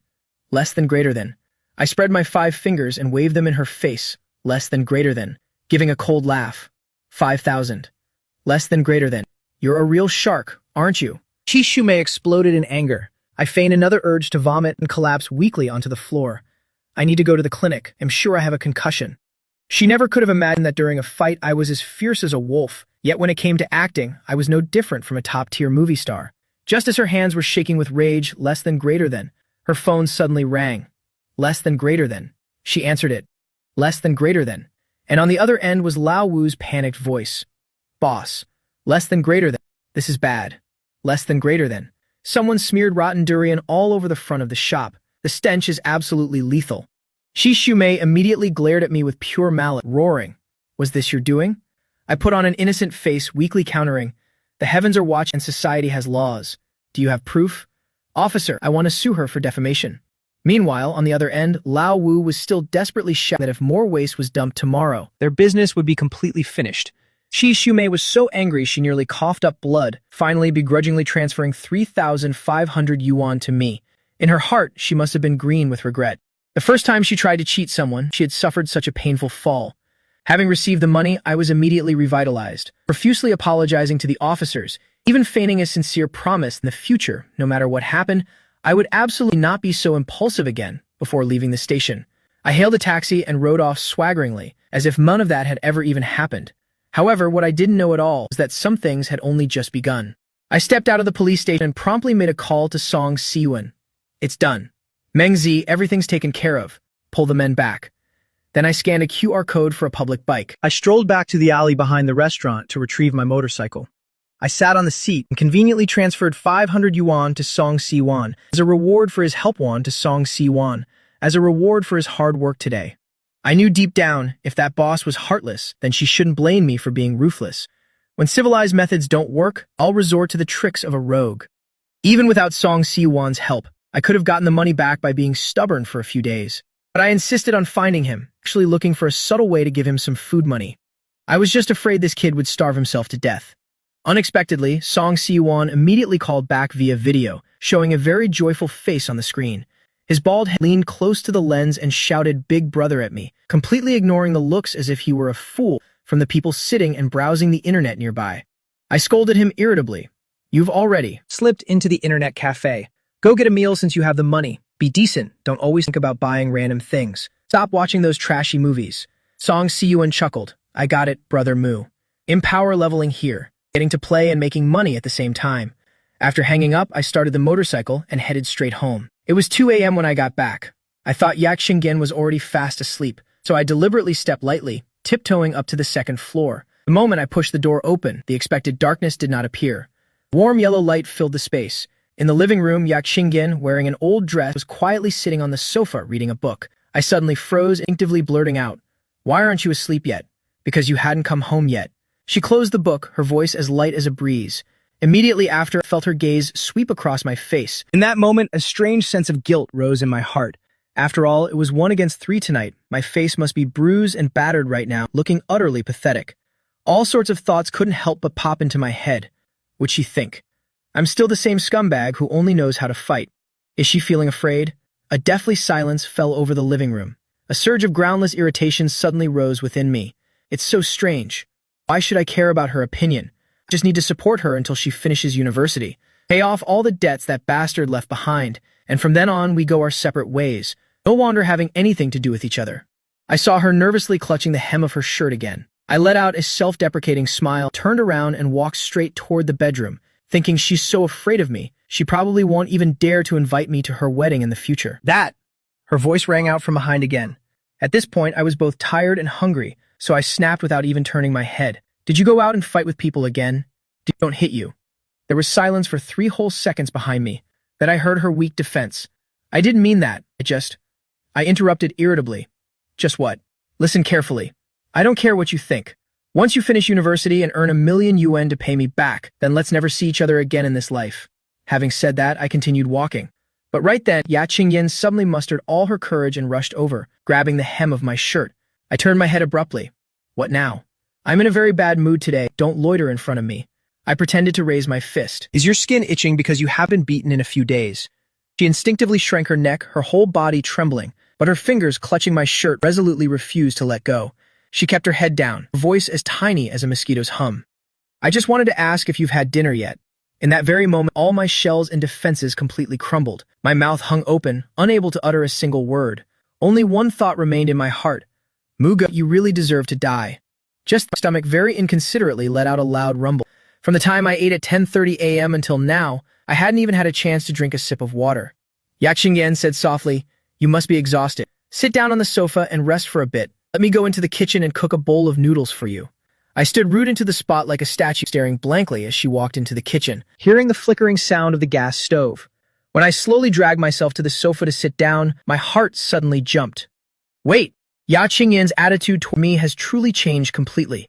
Looking at her busy figure in the kitchen, my mind was filled with memories of bestial behaviors from months ago. Those were memories left behind by the original owner. Late one night a few months ago, I was dead drunk, using alcohol as an excuse to frantically smash Ya Qingyan's door, my mouth constantly spewing malicious threats. "For every minute it takes me to get in, I'll punch you one more time. How long do you think this rotten door can stop me?" With a creaking sound, the door opened, and I grabbed her like a little chick, calling her a jinx, a useless waste of food, and even having foul and disgusting thoughts. The original owner approached her with a cold laugh. "Since you'll be a bargain for someone else sooner or later, you might as well serve me first." Even though she was clutching a pair of scissors in her hand, I wasn't the least bit afraid, raising my hand to deliver a thunderous slap, beating her until her face was swollen and blood was streaming down. Even more heartlessly, I pulled out the power plug, using that cold electric cord to lash her thin body over and over again. Her tragic screams echoed throughout the building until the neighbors knocked on the door, warning they'd call the police. Only then did I casually toss aside a clump of hair I had just ripped from her head, cursing as I went back to my room to sleep. And that night, she just curled up on the cold floor, like a fish about to dry up and die, her whole body twitching with every choked sob. Thinking of this, I couldn't help but curse inwardly. Muga, you really weren't human before. Logically speaking, how could such deep-seated hatred vanish so easily? Yet here she was, not only not running away, but staying up late waiting for me to come home, and even wanting to cook noodles for me. The sound of boiling water echoed in the kitchen. I stared at the white steam rising from the pot, my heart rate suddenly accelerating. Did she realize something? Realize that I was no longer that demon. Though slightly anxious this time, I had no intention of running away. In this strange and cold world, less than greater than, I actually began to crave this bit of warmth. Less than greater than, it's piping hot. This is like drinking poison to quench thirst. Less than greater than, knowing full well it's a deadly toxin, but because I'm so thirsty, I still can't help but want to drink it all. I quickly found an excuse to comfort myself. What on earth am I thinking? How could she even imagine something like transmigration? It must be because she knows this trashy brother has changed his ways, so she wants to try to ease the relationship. Right then, a steaming bowl of noodles was brought before me.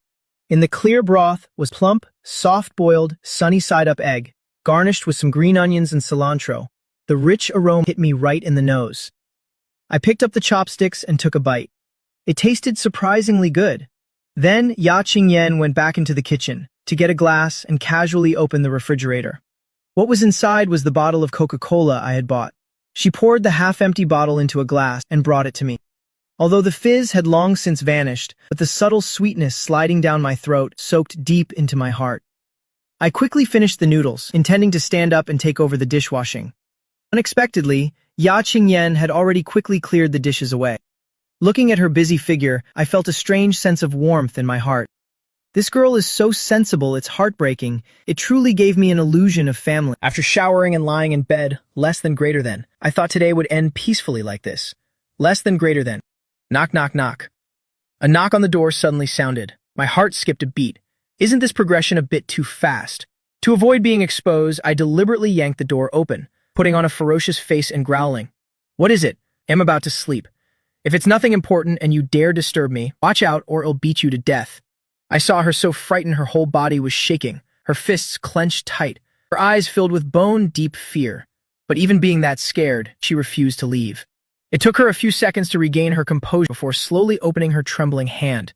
I was stunned. In her palm was a crumpled blue Band-Aid. "Your hand is scratched. Don't let it get wet in the summer. It's easy to get an infection." Her voice was soft and warm. In that moment, my throat felt like it was blocked by something. I looked down at the back of my hand. It was a small wound from a scrape during the fight, something even I hadn't bothered to care about. Because whether in my past life or this one, less than greater than, I had been injured countless times, less than greater than. But no one had ever truly worried about me. Less than greater than. I even thought that if I died in some corner one day, no one would even care. Cũng chẳng có ai thèm lo ngàng tới. My business is none of your concern. I snatched the Band-Aid away, my fingertips accidentally touching her warm palm, causing me to avert my eyes in a panic immediately, slamming the door shut with a loud bang. I leaned my back against the door, looking at the cheap Band-Aid in my hand, my heart filled with regret. Damn it. Was my acting just now a bit too fierce? What if I scared the girl too much? For a moment, I even wanted to rush out and lay all my cards on the table, saying that I wasn't that beastly person. But there was something I didn't know. Ya Qingyan outside the door wasn't scared away at all. She also quietly leaned her head against the door, her lips curling into a faint smile, whispering in her heart. He's such a tsundere, getting so nervous over just a Band-Aid. His acting skills are truly terrible. Then she slowly brushed her long hair behind her neck, revealing an exquisite and peerless face. In those eyes sparkling with laughter, there wasn't a trace of fear left. Instead, it held a hint of charm as if she understood everything. Who would have thought that the thin, timid girl of everyday life, adorned by those captivating eyes, would grow up to be a stunning beauty capable of overthrowing all living beings? The warm yellow light bulb in the living room sizzled, less than greater than. A moth recklessly lunged into it, less than greater than, making crisp, snapping sounds, less than greater than. The neighbors outside, were still arguing incessantly about their children's education, and dogs were barking one after another. But at this point, I was exhausted, collapsed on the bed, snoring like thunder. Ya Qingyan stared at the tightly closed bedroom door, feeling the warmth still lingering in her palm. Less than greater than. A bit of sweetness suddenly rising in her heart. Mom. Less than greater than. I'll have a beautiful dream tonight. Less than greater than. Won't I? She hugged her glass and whispered softly. Less than greater than. In this moment, she felt her current life was no different from heaven. Early the next morning, Ya Qingyan woke up very early, standing before the mirror putting her long hair into a bun. That was the beauty inherited from her mother, Gu Qingren. So beautiful, it would take one's breath away. Once even causing countless women to curse her in jealousy.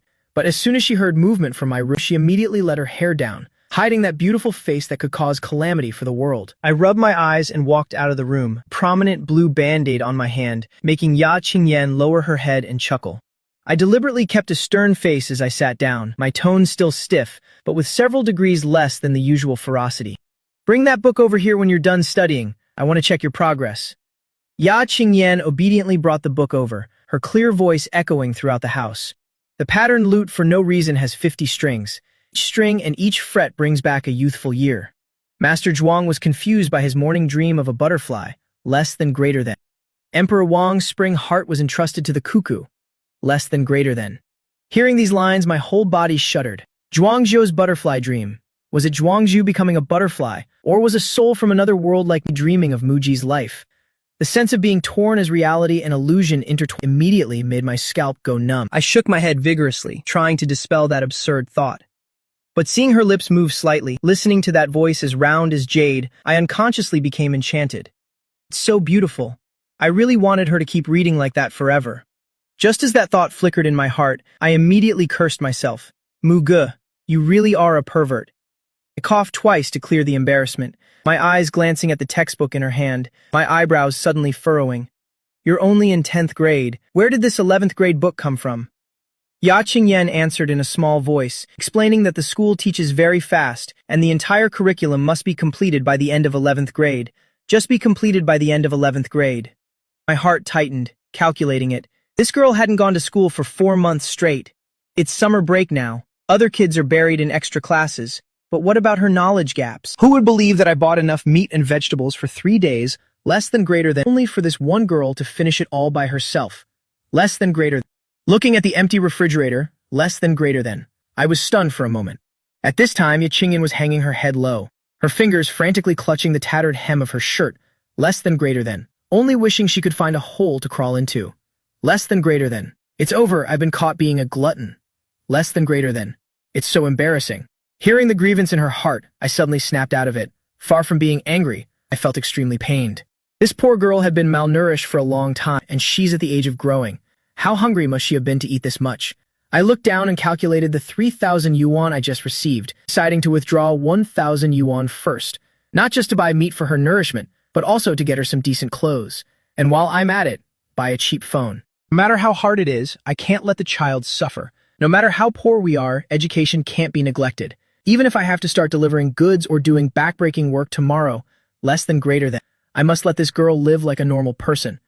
Less than hurry up and pack your things. Less than greater than. We're going to the market to buy food later. You're coming to help me carry things. I tried to sound cold, but in truth, I already had a plan. Ya Qingjian obediently complied, her small figure bustling around the house, making me suddenly feel the responsibility of a father. When she walked out of the room, my eyebrows furrowed again. In this scorching summer heat, she was still wearing that same old grayish outfit. Not only was the style outdated, but it looked no different from a pile of rags picked up from somewhere. The midday sun was extremely fierce, the sound of cicadas making one's heart feel even more restless. But looking at her timid appearance, I had only one thought, less than greater than. Today I must take her to change her life, less than greater than. Who would have thought that the girl who was always disheveled, less than greater than. Looking as timid as a punching bag, less than greater than. The moment she tied her hair up would be as radiant as a young lady stepped out of a storybook. Initially, I was just annoyed that she kept hiding herself, making trying on clothes inconvenient, so I blurted out, "As a girl, you're always so disheveled. How does that look?" As a result, when she obediently stepped out of the room, my whole body froze. The face that had been hidden behind strands of hair for many years, the elegant forehead, the high straight nose, a beauty so pure yet extremely alluring that one wouldn't dare look directly into her eyes. Unexpectedly, immediately after, she pulled 5 coins out of her pocket, carefully spreading them in her palm. "I'm sorry, I hid some money before. It's only 5 yuan, but it's enough to buy some more green vegetables." Hearing that, my heart felt a sharp pang of pain. This isn't just 5 coins. This is clearly this poor girl's entire fortune. I let out a cold snort and snatched those coins. An extra 5 yuan can indeed buy a lot more vegetables. However, the direction I led her was not the vegetable market at all, the old street lined with fashion boutiques. The midday sun was scorching, making the asphalt road look like it was about to smoke. Na Qingyin struggled through the intense heat, following behind me in a daze. As we passed by a women's clothing store, I suddenly grabbed her